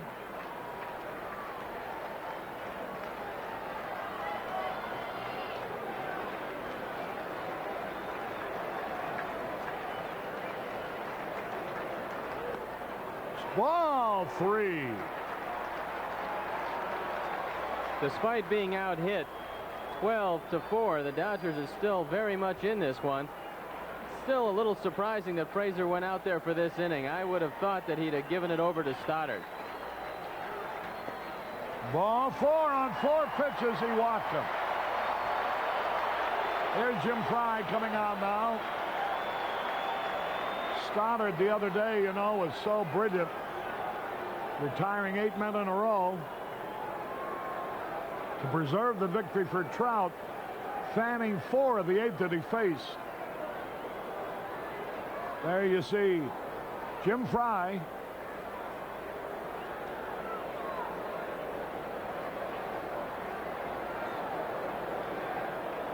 They're from Hanley, Illinois, pulling for the Cubs. And from Glendale Heights, Illinois, Mark Drushka and group. And they're here from Santa Ana, the Wickstroms. That's going to be it for George Frazier, who's got a few words for Steve Ripley behind the plate. Ripley has been inconsistent on the low strike tonight. We've seen a couple of pitches close, and Jim Frey has a couple of words for Steve Ripley also. There you take a look at Tim Stoddard coming in. Stoddard this year is 5-1. 282 earned run average, making his 31st appearance. He's finished 14 of those. He's got 3 saves, including the first game of the series when he saved it for Steve Trout. In 44 2/3 innings, he's given up 33 hits, 32 walks, 42 strikeouts, averaging close to a strikeout an inning. And the big fella had one of his shining moments the first night in. 2 2/3 innings, no hits, no runs, no walks, 4 strikeouts. Frazier worked 3 2/3 innings. He allowed 5 bases on balls, struck out 3, gave up only 1 hit. Your attention, please. And 1 run. Cubs now pitching. The 1 run they got was without a hit in the 5th inning. Tim Stoddard. When he walked Guerrero, and Guerrero stole, after advancing on a wild pitch, stole third as Marshall walked, scored on a sacrifice fly off the bat of Mike Scioscia. So it's up to Tim Stoddard now. The other games are all over. Let's see. The Giants beat the Pirates 7-5. Cincinnati over Montreal. Houston shut out the Phillies. And the Cardinals are out in front of San Diego. 2-1 now. And it's all over. The Cardinals got 2 in the top of the 9th. They won at 4-1. Andujar was the winner, although Van Olen and Lotte and then Bruce Sutter. Sutter getting the save, finish it up. Game-winning hit was by Porter. They have 31,000 down there. at San Diego. Andor had to leave the game with a pulled hamstring, but he scored his 13th victory. You're watching Chicago Cubs baseball through WGN Channel 9, Chicago, America's #1 sports station. What are they watching tonight after the ball game, Arnie? You wouldn't put on the Twilight Zone on Saturday night, would you?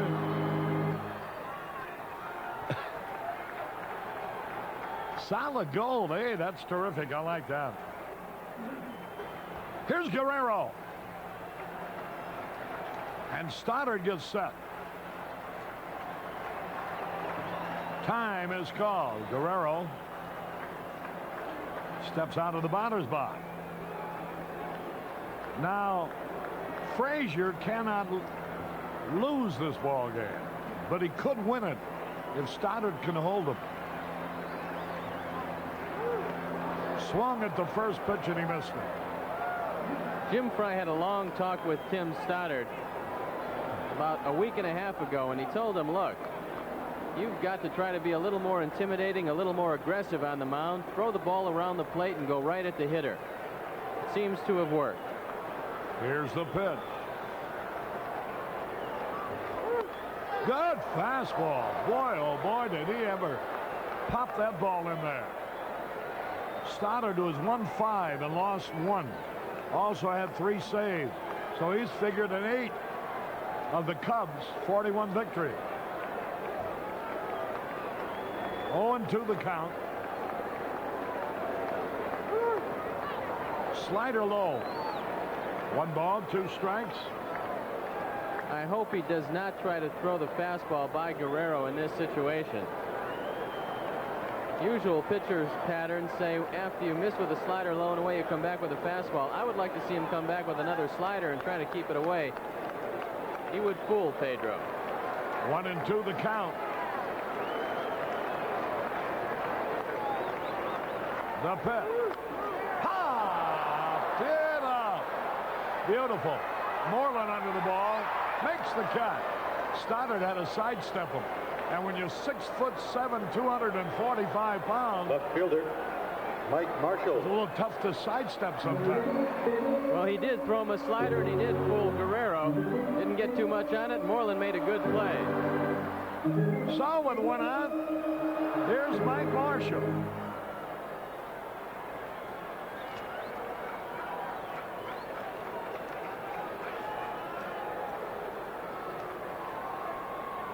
They get a good look into their Dodger dugout. There's Tom Lasorda with his chin against the railing. Pitch to Marshall. In there a beauty. Strike called. A slider exploded at the knees. Marshall is 0 for 2 tonight. He has hit 13 homers this year. So he is a threat every time he swings.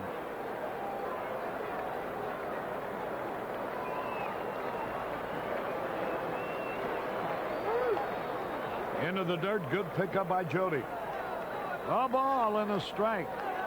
Mike Scioscia on deck. And he's made a career of wearing out the Cubs pitchers. He's 1 out of 1 tonight. A single, a walk, and a sacrifice fly. He's next. Meanwhile, we got enough to worry about right here with Marshall. A ball and a strike.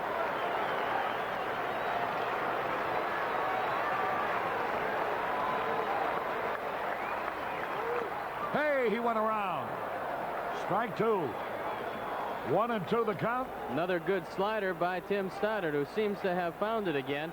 He had the slider early in the season. He lost it briefly. That was a rough period for him because without the slider, his fastball didn't look quite as good. Now he seems to have gotten the slider back again. So it's 1-2 on Marshall. The delivery. Low right under his chin. That might have been a purpose pitch, or it might have been a pitch that got away. Whatever the motivation, the result is the same. Marshall winds up on his back. It's tough to hit from that position. Shows you some pretty good reflexes, and Mike was beaned early in his career. He's come back and done a great job. Now he is set up for the slider away. Let's see if he works him there. 2-2 pitch. Swings, and he misses. Let's see here. Did he foul tip? He struck him out. Jody recovered the ball, but the runner had advanced to second base, Franklin Stubbs. He throws him a slider, but makes a mistake. It's up. You can see it spinning. It really doesn't break. Fortunately, Marshall missed the pitch. That was right in his wheelhouse. And when Jody can't get the rebound, Stubbs moves into scoring position. You could tell from Marshall's reaction that confirming what you just said, he was unhappy about not hitting that. So there are 2 out, and here's the man again, Scioscia. He's batting around .380 against the Cubs this year. Fastball outside.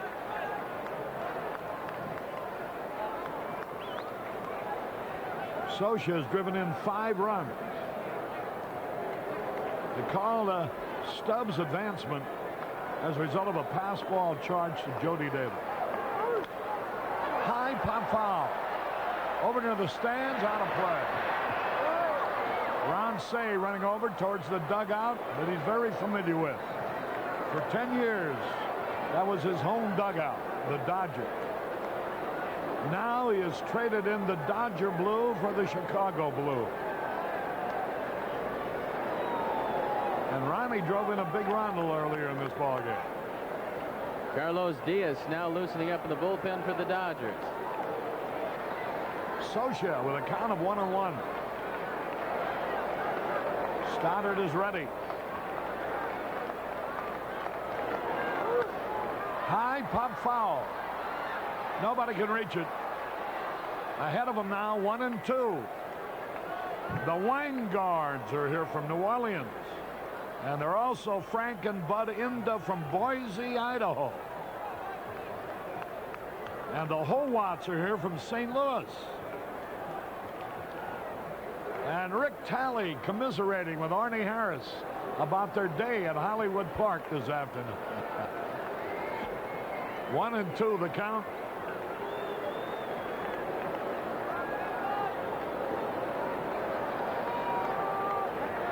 Mike Scioscia, big 14 on his back. 1-2 the count.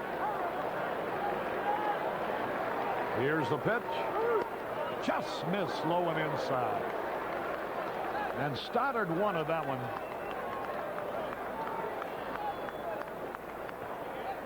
They're here from Evergreen Park. 2 balls, 2 strikes.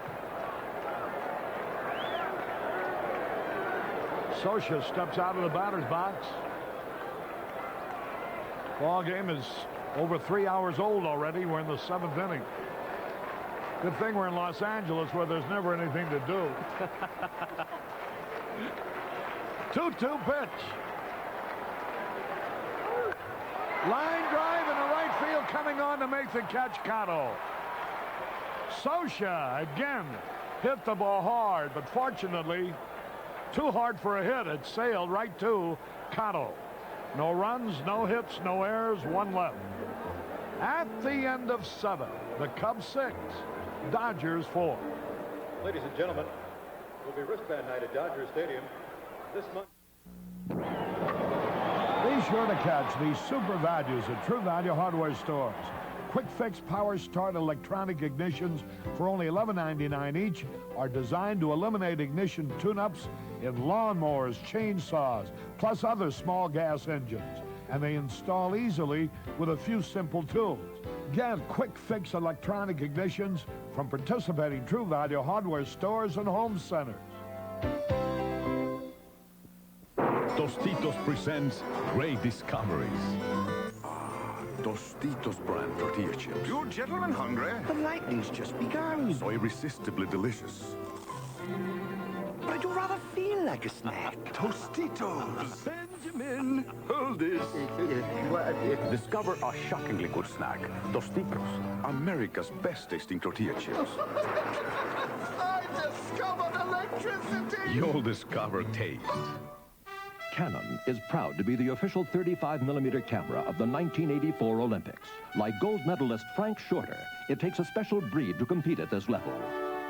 Here, the Canon AE-1 program performs. Shorter leaves the rest behind, but the AE-1 program catches him, computing as it's shooting. And it practically runs itself, even with the flash. Canon's AE-1 program, so advanced, it's simple.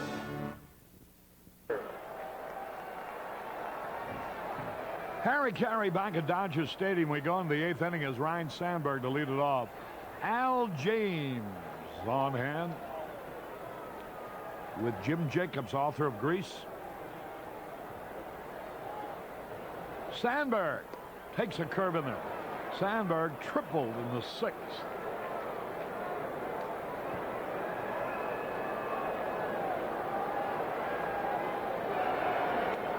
Strike 2 called. He's 3 out of 3 going into this time at bat.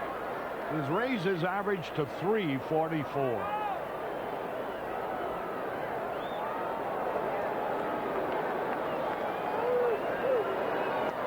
Inside, 1-2 the count. Top of the 8th, Cubs lead 6-4.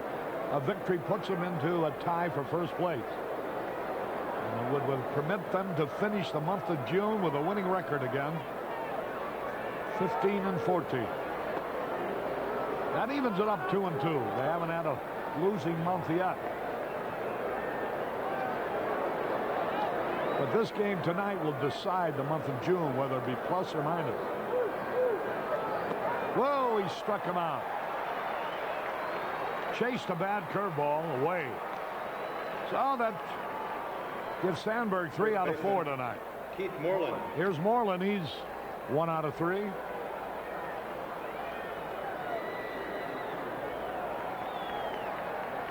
Ron Cey drove in the last run in the 6th inning. The run that increased the lead from 1-2. Big run it was. He'll be next. 1 out, nobody on. There's the original thin man, Pat Zachary.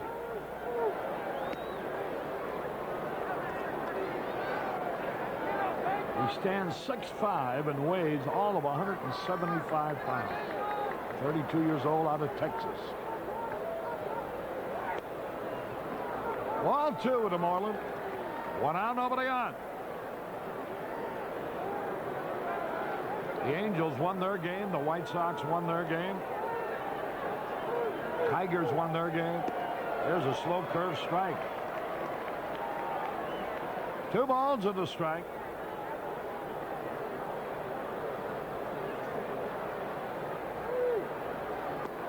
Strike, and that evens the count. 2-2.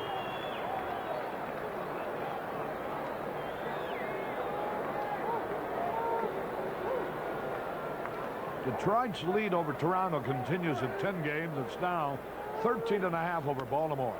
Here's a pitch drilled in the right center field. Way back is Stubbs at the wall, and he makes the catch.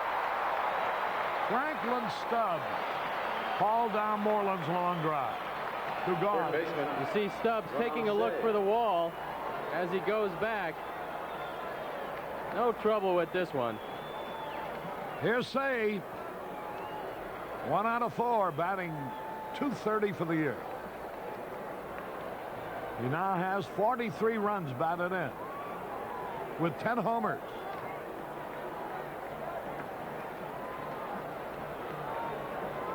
It must be said with Dernier and Sandberg and when Durham, until he went on the disabled list, and Moreland all hitting ahead of him. It is no wonder he's had good production because he's had a lot of men on base. 1 ball, no strikes. Ball is high. Curveball. Zachary came into the ball game in the 4th. In the 5th, make it. Low. Ball 3. Jody Davis on deck. I'd like to see Ron Cey give Jody Davis another shot at it. Jody hasn't been swinging the bat particularly well this evening. But Zachary looks like he's starting to hang that breaking ball a little bit. Ball 4, he walked him. So here's Jody Davis. Catcher, Jody Davis. That's a 4th walk given up by Zachary. He struck out 3. And he's allowed 3 hits. And 1 run. Here's Jody Davis.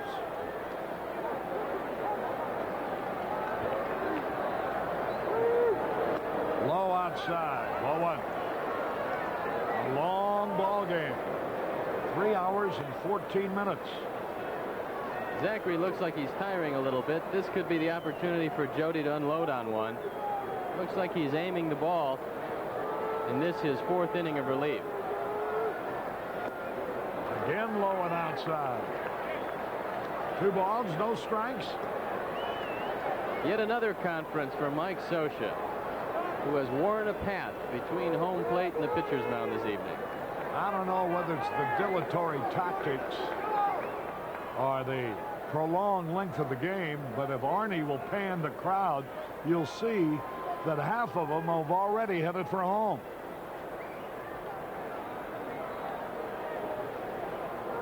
Look at that. Ball is outside. Ball 3. Jody's going to be given the green light here. If anything's close, Jody's going to let it all go. 3 balls, no strikes. He took it because it was not his pitch. It was a slider on the outside corner at the knee, a perfect pitcher's strike. Not one that many hitters can hit with any authority. He had a cut of that one and he missed it. Now Seiya will be going with the pitch, which will enhance his chances of scoring should Jody hit an extra base hit. 3-2, 2 out. There he goes. Ball 4, and here's Johnstone. Carlos Diaz is loose in the bullpen. With a left-hand hitter up, Jay Johnstone. Lasorda might be thinking this is a time to make a change. And if he does, Jim Fry has Gary Woods waiting in that dugout. There you see Carlos Diaz. I think I'd rather have Zachary pitching to Johnstone than Diaz pitching to Gary Woods. Let's see how it works out.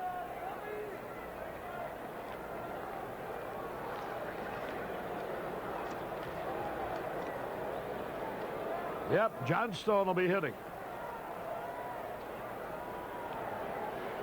Johnstone has had 2 hits tonight. His first 2 times at bat. This is the type of pitcher that Johnstone likes. He should have a pretty good cut against Zachary.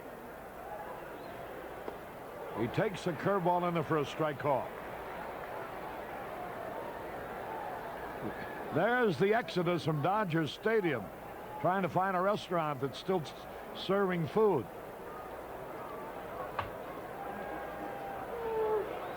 There's a line drive, base hit. Here's a runner around third. He'll score. Here goes another man to third, and Johnstone did come through against Zachary with a line single to right. He didn't exactly hit the tar out of the ball. He might have split his bat, but boy, it looks good going out to right field. 3rd hit of the night for the Jaybird to go along with an intentional pass. His 2nd RBI of the year. The 7th Cub run. Runners are still at the corners with 2 out here in the 8th. And here's Henry Cotto. He's 1 out of 4, hit the ball a mile. As far as you can hit it without hitting it out of the ballpark. In the 6th, Landreau caught it on the warning track. 1 ball, no strikes. I don't think Tommy's managing a particularly good inning this inning, Harry. Zachary is obviously done, and yet he's allowing him to stay in the game.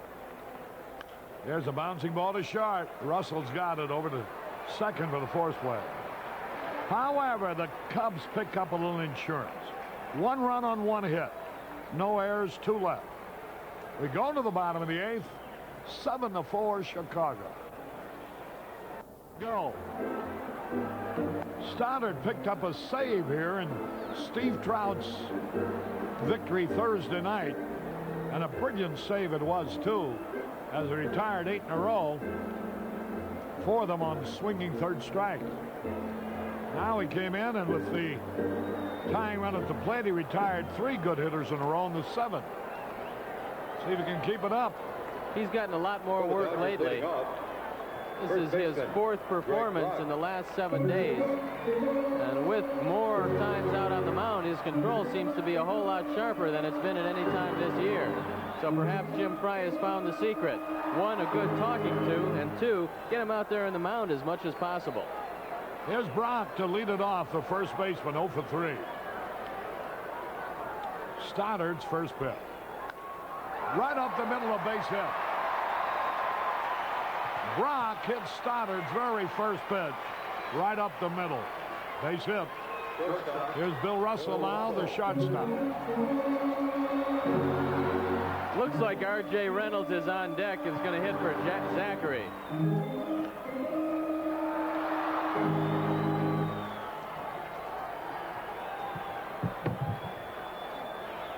The Cubs don't return home until after the All-Star break. Finish this series here tomorrow, then go to San Diego playing their Monday night. That's the only game that will not be on Channel 9, the Monday night game. Every other game on this road trip will be. And which means the Tuesday and Wednesday games in San Diego, as well as Thursday, Friday, Saturday, and Sunday in San Francisco. Moreland is talking to Stoddard about the possibility of playing in back of Brock. He wants to see what Stoddard wants to do, and it looks like he's going to get a better angle, thinking that Brock is not going to steal. Now Terry Whitfield has grabbed a bat. He's got a little more home run potential for the Dodgers. Here's the pitch now to Russell. Strike a slider on the outside corner. Russell hitting .301 for the year. He's 1 out of 2 tonight. He's 4 out of 9 in this series. Strike 2, and Stoddard is ahead of him. 2 explosive sliders.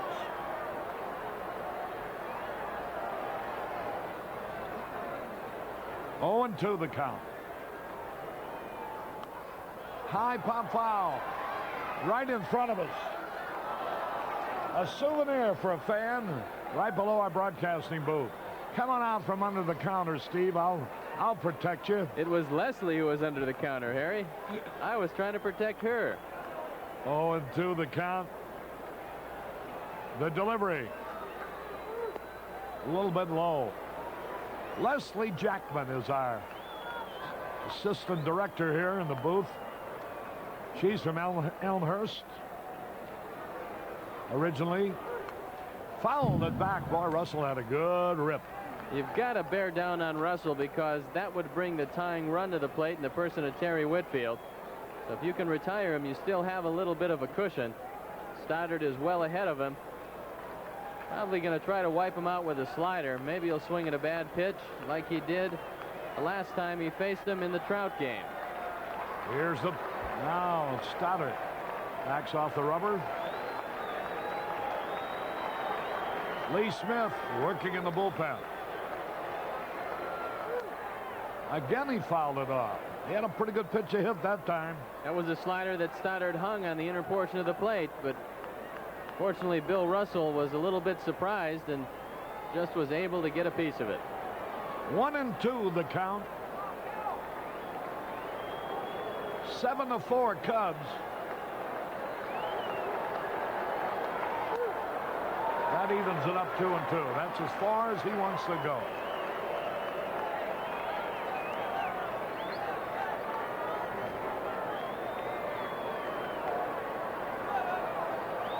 The Dodgers will make up the opposition when the Cubs resume at Wrigley Field. Fouled it on a play.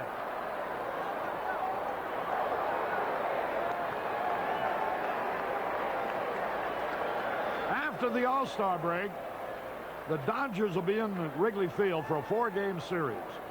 Thursday, Friday, Saturday, and Sunday.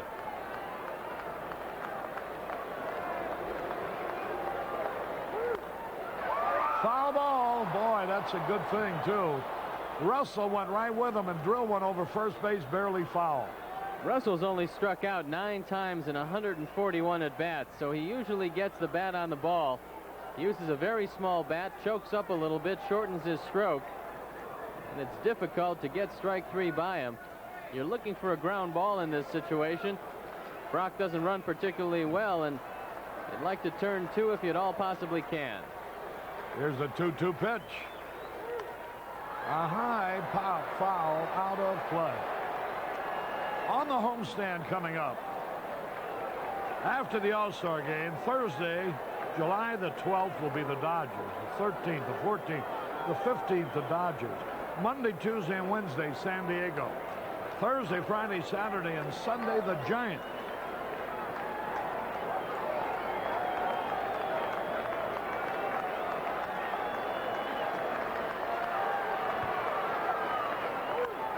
Line drive to Sandberg, throws, double play. Terrible base running by Greg Brock. Elementary Baseball 101 says make the line drive go through. He doesn't, and it cost him. It's a soft line drive to Sandberg. The quick relay to first. There you see Brock in no man's land. See you later. Double play, taking the Dodgers out of a good inning. You know, whenever Sandberg does something, it's always the same. Easy, rhythmic, graceful. Boy, oh boy, he has got to be the smoothest thing in baseball. Terry Whitfield. Here's Terry Whitfield. Now Whitfield will hit with nobody on base and a .217 batting average. There's the pitch outside. So Zachary worked 4 full innings in this ballgame.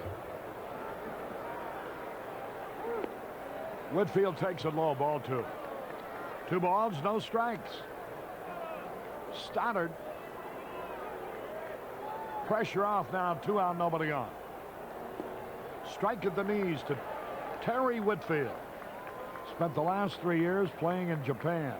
He's hitting .217 with 4 homers, 14 RBI.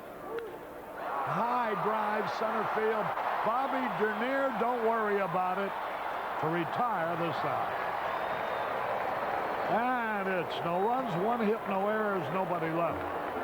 At the end of 8 full innings, Cubs 7, Dodgers 4.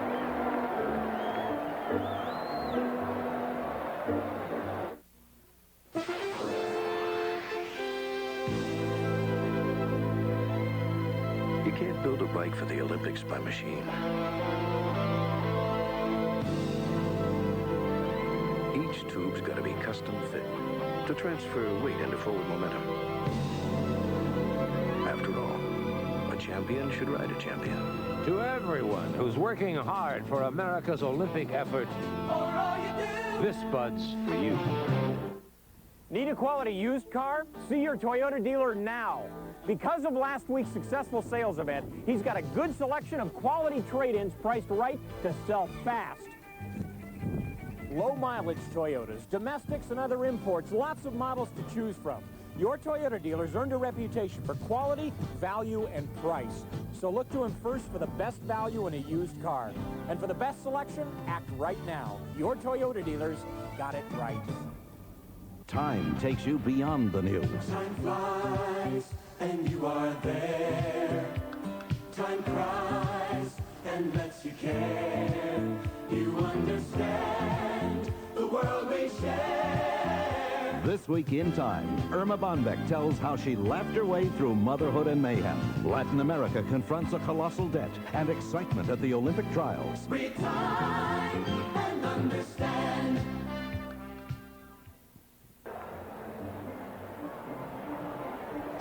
Harry Caray back at Dodgers Stadium as Carlos Diaz becomes the new pitcher here for the Dodgers, the 5th man that Lasorda's used. Diaz came over along with Bob Baylor from the New York Mets in exchange for Sid Fernandez and infielder Ross Jones on December 8th of 1983. Diaz is making his 30th appearance for the Dodgers. 1-0, 450 earned run average. He's got 1 save in 30 innings. He's given up 32 hits. He struck out 29 and walked 20. He'll be looking at a 3-run deficit, trying to hold the Cubs at bay and give the Dodgers that one more opportunity in the bottom of the 9th. Jay Johnstone has been hot for the Cubs. He's 12 for his last 31, and he's had a big night here with an RBI and 3 hits. Shortstop Larry Bowa. Larry Bowa turns around to hit right-handed against Carlos Diaz. 7-4. A victory would give the Cubs not only a tie for first place with the Phillies, but would give them their 3rd consecutive plus record for the month. They were on the plus side in April, plus side in May, and this would give them 15 and 14 for June. The Phillies during the same month were 15 and 15. There's a base hit for Larry Bowa.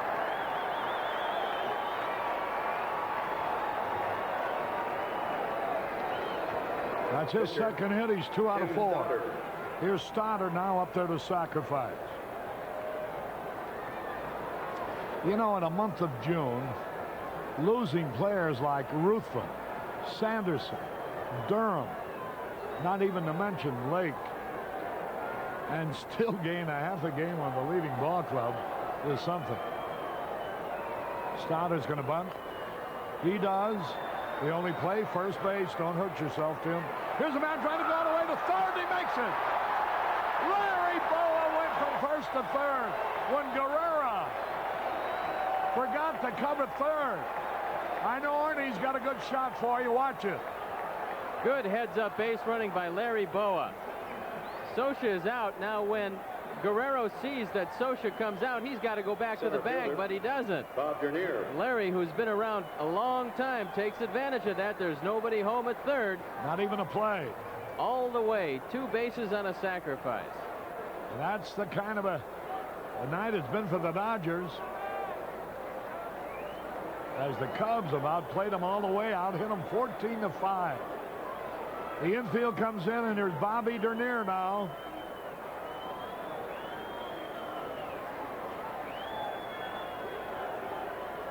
Curveball in there, a strike call. The winning hit of this ball game as of the moment, if the game ends this way, belongs to Bobby Dernier. It was his home run that put the Cubs ahead in the 4th inning. And they added another run in that 4th to lead 5-3. Dodgers got one in the 5th. Cubs came back with one in the 6th and one in the 8th. That would be the 2nd game-winning RBI this year for Dernier. Let's see, with the runner at third, Larry Bowa.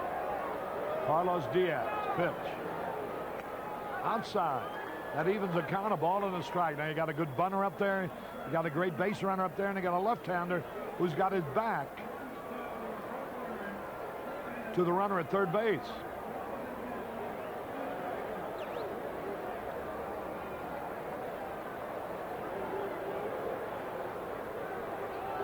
Base hit, he drives in the run. Bobby Dernier's 4th hit of the night. His 2nd run batted in. His 3rd make it. He also drove one in the 2nd. Then he homered for one in the 4th. He singled for another one here in the 9th. What a night for Dernier and Sandberg. Between them to this point, 7 hits. The 3rd RBI for Dernier. Number 19 this year as Larry Bowa, after hustling on the sacrifice bunt, scores the 8th Cub run. Here's Sandberg now, trying for his 2nd 5-hit game within a week. Last Saturday he had 5. Pitch a little bit low. 1 ball, no strikes. 1 man out, 1 run in. Cubs are leading 8-4. They've out-hit them 15-5. Swings. He's got 3 out of 4. Sandberg has. I wanted to give him a hit for the base on balls. Can't do that. The kid is hitting .344 right now. Well, if anybody can go 5 for 4, it's Ryne Sandberg. There's the throw to first. Dernier it is who has the 4 hits, 4 out of 5. Sandberg has 3 out of 4. Pretty good daily double.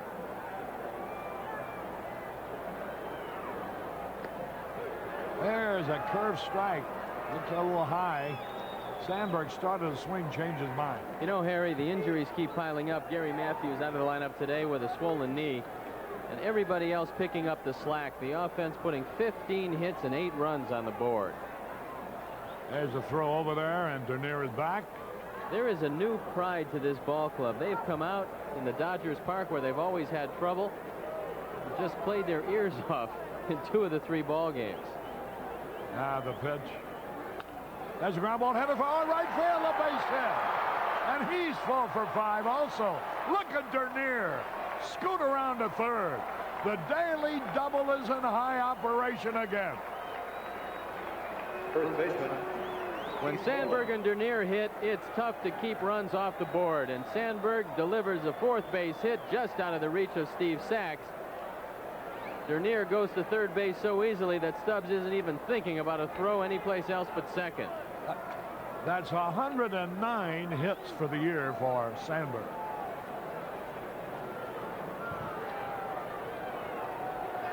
Probably raise his average. We don't have a. We'll try to figure it in a moment. Probably up to 347. Dernier is now hitting 320. Here's Moreland taking a curve inside. Sandberg's raised his average to 345.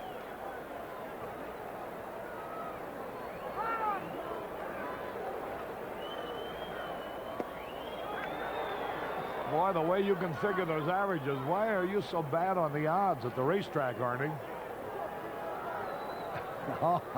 Joe Carneo with a calculator, huh? 1-1 is the count. Strike call. 1 and 2 runners at first and third, the infield playing back. I've never seen the Dodgers look so completely dispirited. May continue through tomorrow. There's a drive, but it's fouled into the left field corner.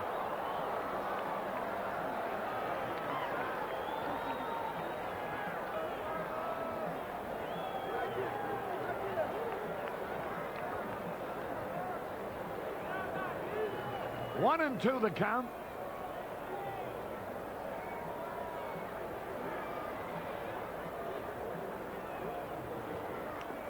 Swings and he foul tips, and Sandberg will return.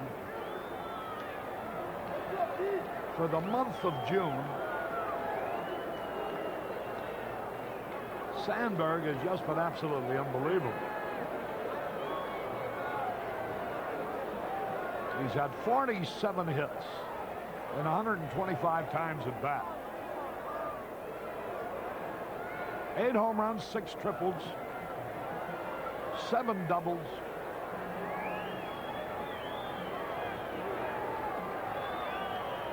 Slugging percentage well over 700.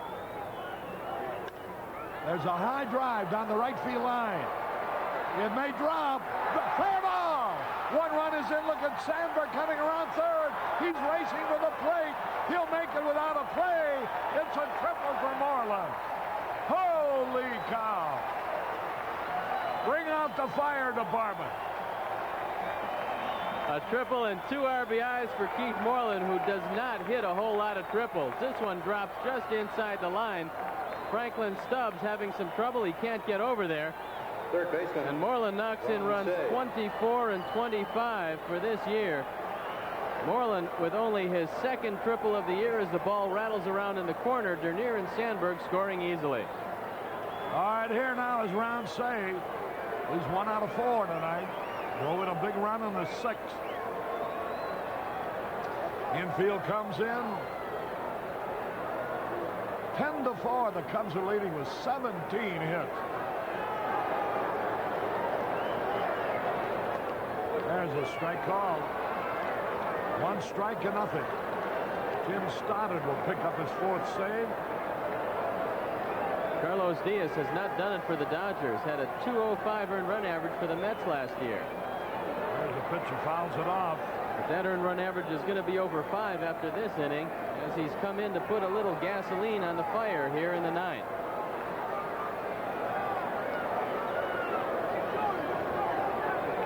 Most runs in a game for the Cubs was 12. They did that twice.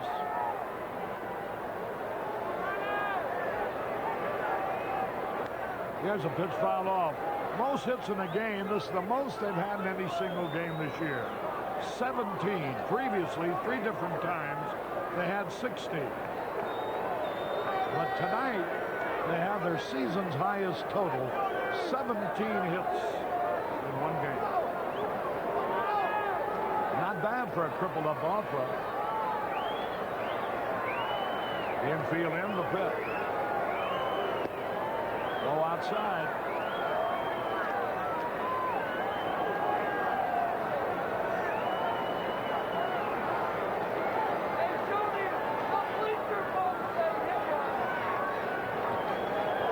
Now the pitch into the dirt. Apparently the Cubs were unhappy about the Phillies taking over the #1 slot in hitting in the National League. They're going to make a strong bid to wrest it away from the Phillies here tonight.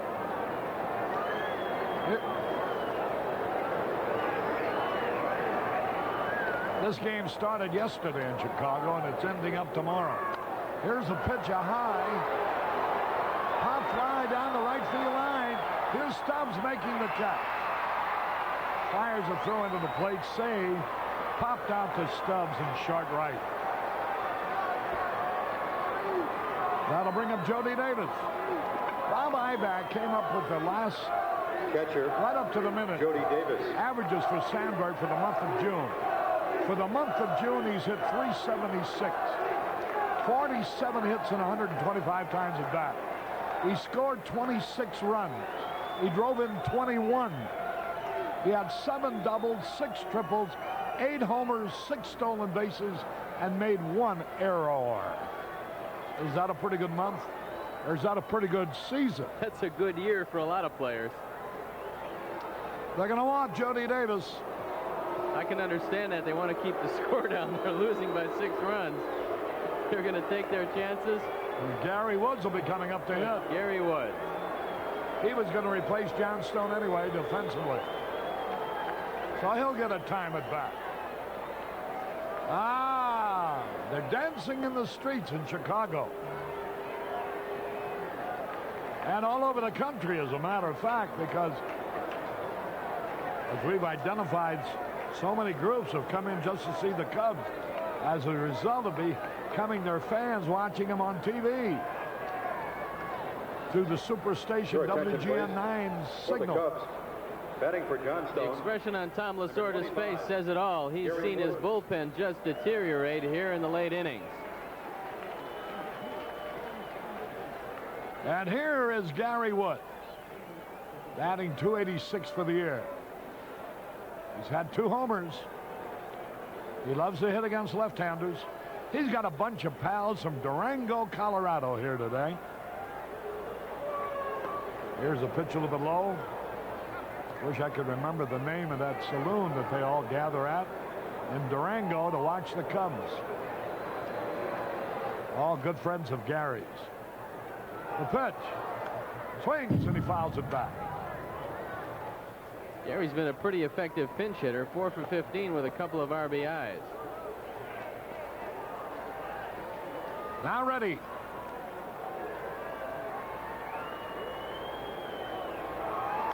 Lined into right field, another hit. Another run is in.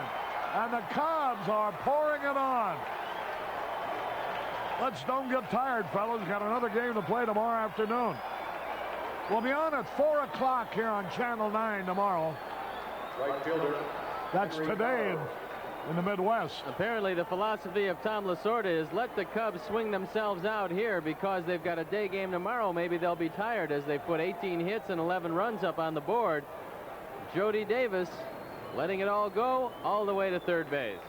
Here's Henry Cotto now. He's 1 out of 5. Strike on the outside corner. Runners at first and third. 2 men are out. 4 runs are in. 11-4. The Cubs have pounded out 18 hits. There's a ground ball. Fair down the line. 1 run is in. Here's another man around third, but a fan touches the ball. It'll be a ground rule double, which will cost the Cubs a run.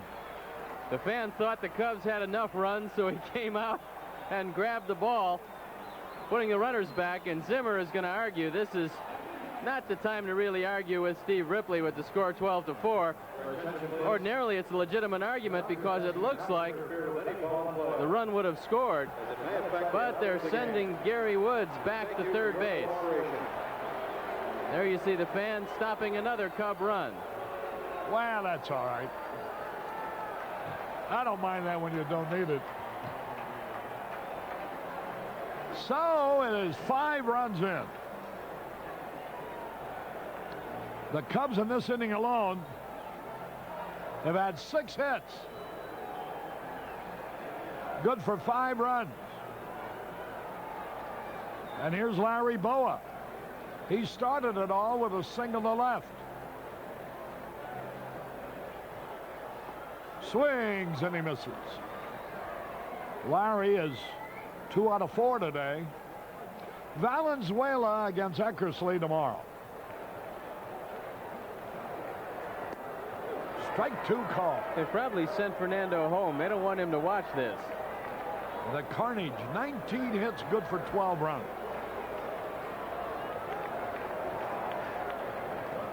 Held up. Curveball into the dirt. 1-2 the count. Runners at second and third. Cano has contributed a couple of hits tonight. Boa's had 2. But the top of the batting order has been gangbusters. Fouled it off. Dernier 4 out of 5 with a home run and 3 RBIs included. Sandberg with 4 out of 5, including a triple.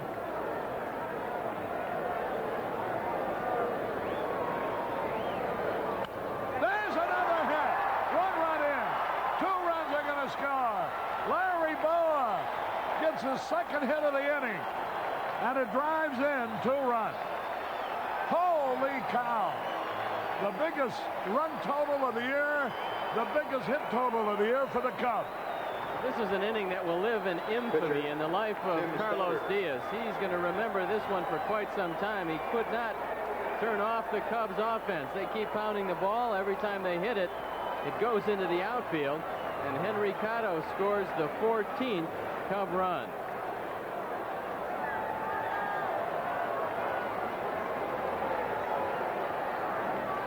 That total is not right.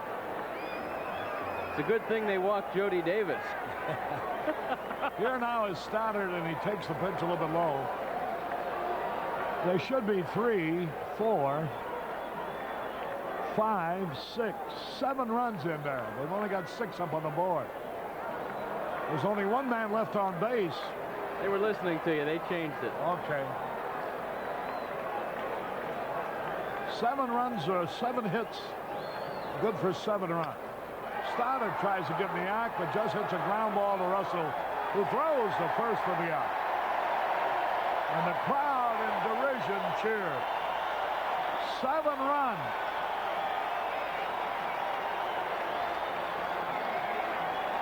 Seven hits. No errors, 1 left. We go into the bottom of the 9th inning. If you had the Cubs in the 13-run pool, you just missed. Hey, Mark, how's my car? Your carburetor's as clean as a whistle. Hey, you know, one of your guys, which one was it? He told me Union 76 gasolines would help keep my carburetor clean. Tall guy. Didn't he tell you that 76 gasolines are blended to give them spirit? Yeah, a guy with a mustache. Nah. You know, your gasoline doesn't get the credit it deserves, Murph. I know the feeling. Nick? Oh, you noticed, huh, Murph? Fill her up with spirit. That we have great gasoline? Sure, I noticed. The spirit of 76. Add a little of this, add a little of that. At Wendy's Garden Spot, you know that's up to something beautiful. At Wendy's Garden Spot, you can make hundreds of deliciously different salads, and each adds up to less than 300 calories.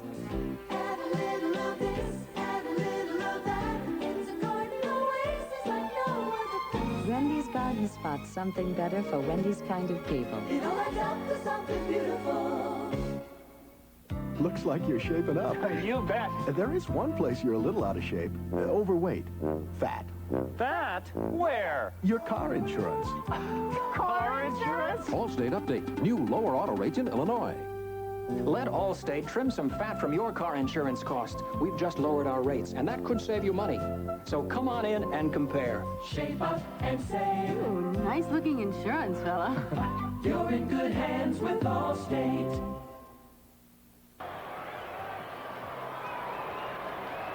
Harry Carey back at Dodger Stadium. There's only a corporal's guard remaining here out of the original crowd of some 49,000. Here's Steve Sax to lead it off, and the first pitch is in there for a strike call. There you get a look. Only Cub fans remain. Yeah. Sax fouls it off.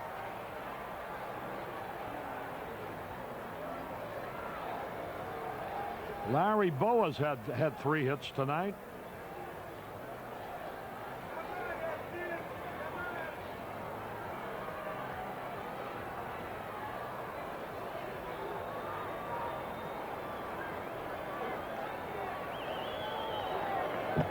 Sax takes it low.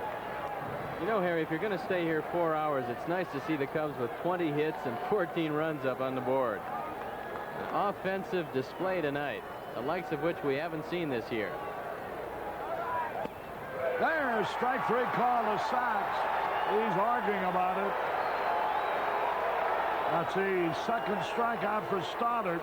Center fielder, Ken Landreau. Who's in his 3rd inning of relief. When he came into the ball game, things were a little scary.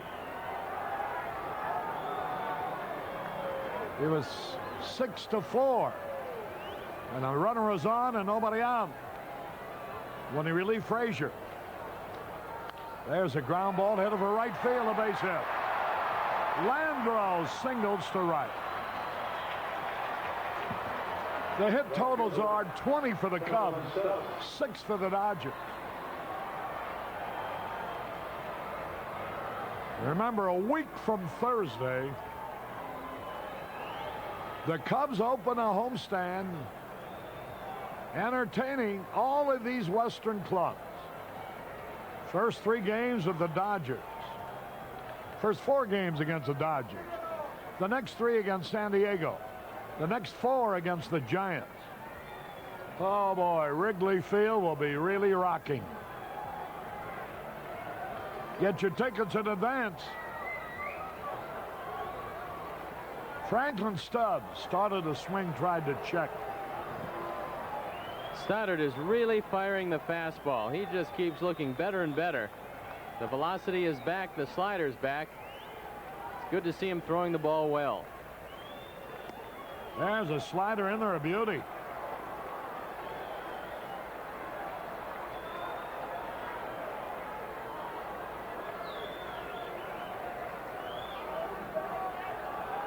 Oh, 0-2. High fly ball. Stubbs will be an easy out.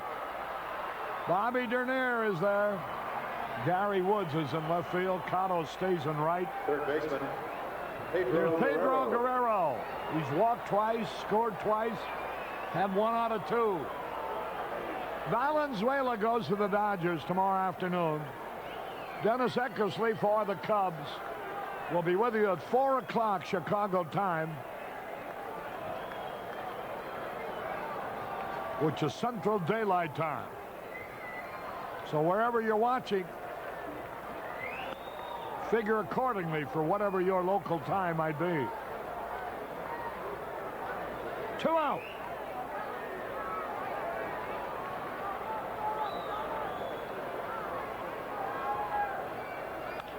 There's a drive in the left center, a base hit. So Guerrero singles. That's a 3rd hit off of Stoddard. in his 3 innings of relief. Mike Marshall. It'll be Frazier's first victory as a Cub.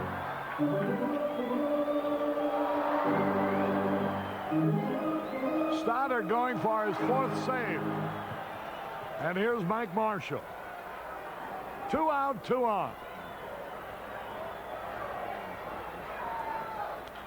High pop fly. Chalk it up. Sandberg is there. Cubs win. And go into a first-place tie with the Philadelphia Phillies. Look at that big banner down there, Arnie. Behind the Cardinal, behind the Cub dugout. Cardinals won their game at San Diego tonight, 2-1. So the Dodgers don't lose any ground. But they don't gain any either. Look at that, America's better team. Go Cubs. There you see the Cubs walking off the field. Boy, quite a devastating exhibition of hitting. 20 solid hits, good for 14 runs.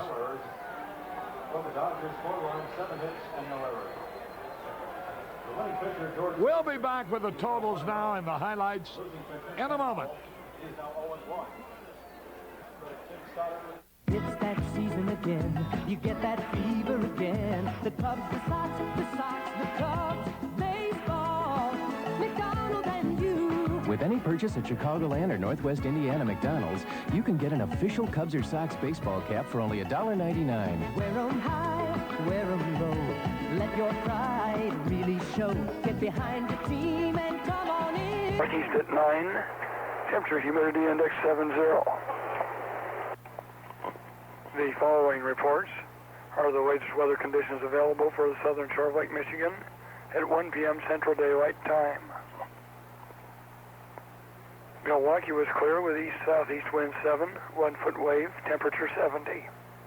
Kenosha was clear, east-northeast wind 7, 79 degrees. Glenview Naval Air Station was sunny, northeast winds of 8, temperature 73. Meigs Field was sunny, north-northeast winds 12, a temperature 67. While the 68th Street Crib was clear, north winds 5, 3-foot wave, temperature 65, water temperature 63.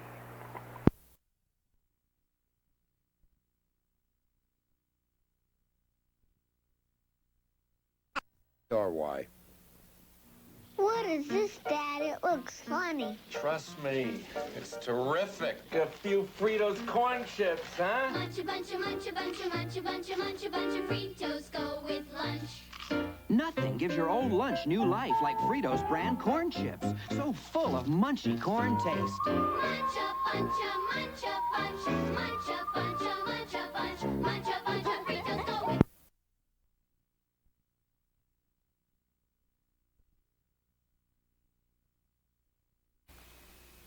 I truly love you.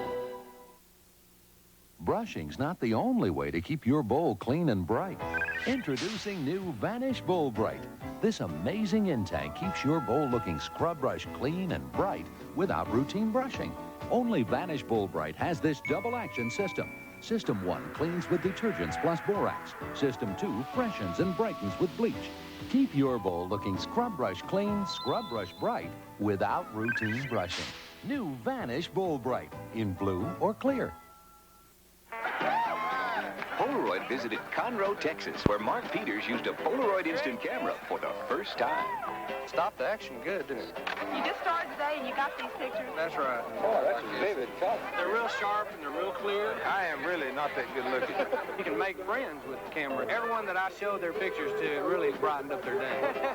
Come on, America. Discover today's Polaroid instant pictures. They wish I'd taken their wedding pictures. That was quite a compliment to the camera and me. I ask you, how can your lips do something colorful if your lipstick isn't? I'm Jacqueline Smith, and Max Factor understands. This is Colorfast long-lasting lipstick. With Colorfast, you can say, I love you, all night long, and your color stays colorful. Colorfast, so lips can do what lips were made to do. Max Factor makes your beauty come to life. With Colorfast, not so innocent nudes.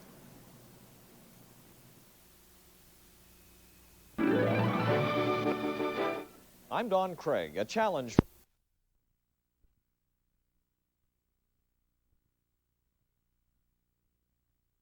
It's how fast it worked. Excellent product. I recommend it. Tomorrow, Mac can have anything he wants except his son. Maybe he remembers when his father was dying the last time. Tomorrow, Klaver's out to discover how TJ's gained his following of millions. We all just fulfilling the needs of the needy. Tomorrow, when these three friends finally reunite, one will kill, one will die, and only one will survive when the truth finally explodes. And all America will witness the shocking conclusion of Celebrity. Later tonight, Johnny Carson welcomes Lynn Redgrave. Then on Late Night with David Letterman, meet Robin Williams. We've all been told to act our age, but as Americans grow older, does that mean we're all changing? I'm Bryant Gumbel, and tomorrow morning on Today, we begin a 4-part series on America, Coming of Age. Join us tomorrow for Today on NBC.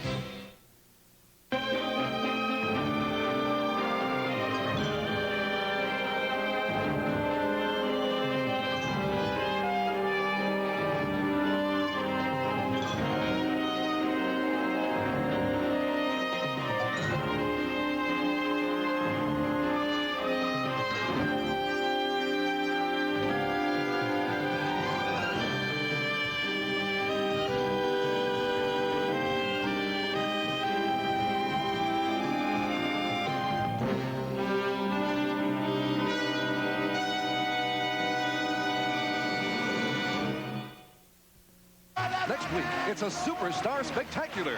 Tape in concert before a live audience with your favorite stars and their biggest hits, plus some of rock's greatest moments. More than 50 superstars in 2 fantastic hours. Be there for a super night of rock and roll. Next Monday at 9, 8 Central and Mountain. Heavy machinery was brought in tonight to help reinforce a washout near a Berrien Springs dam. Good evening, I'm John Sparks. And I'm Maureen McFadden. Also tonight, a profile of the new head man in the Kremlin, Konstantin Chernenko. In sports, it was an award-winning day for the U.S.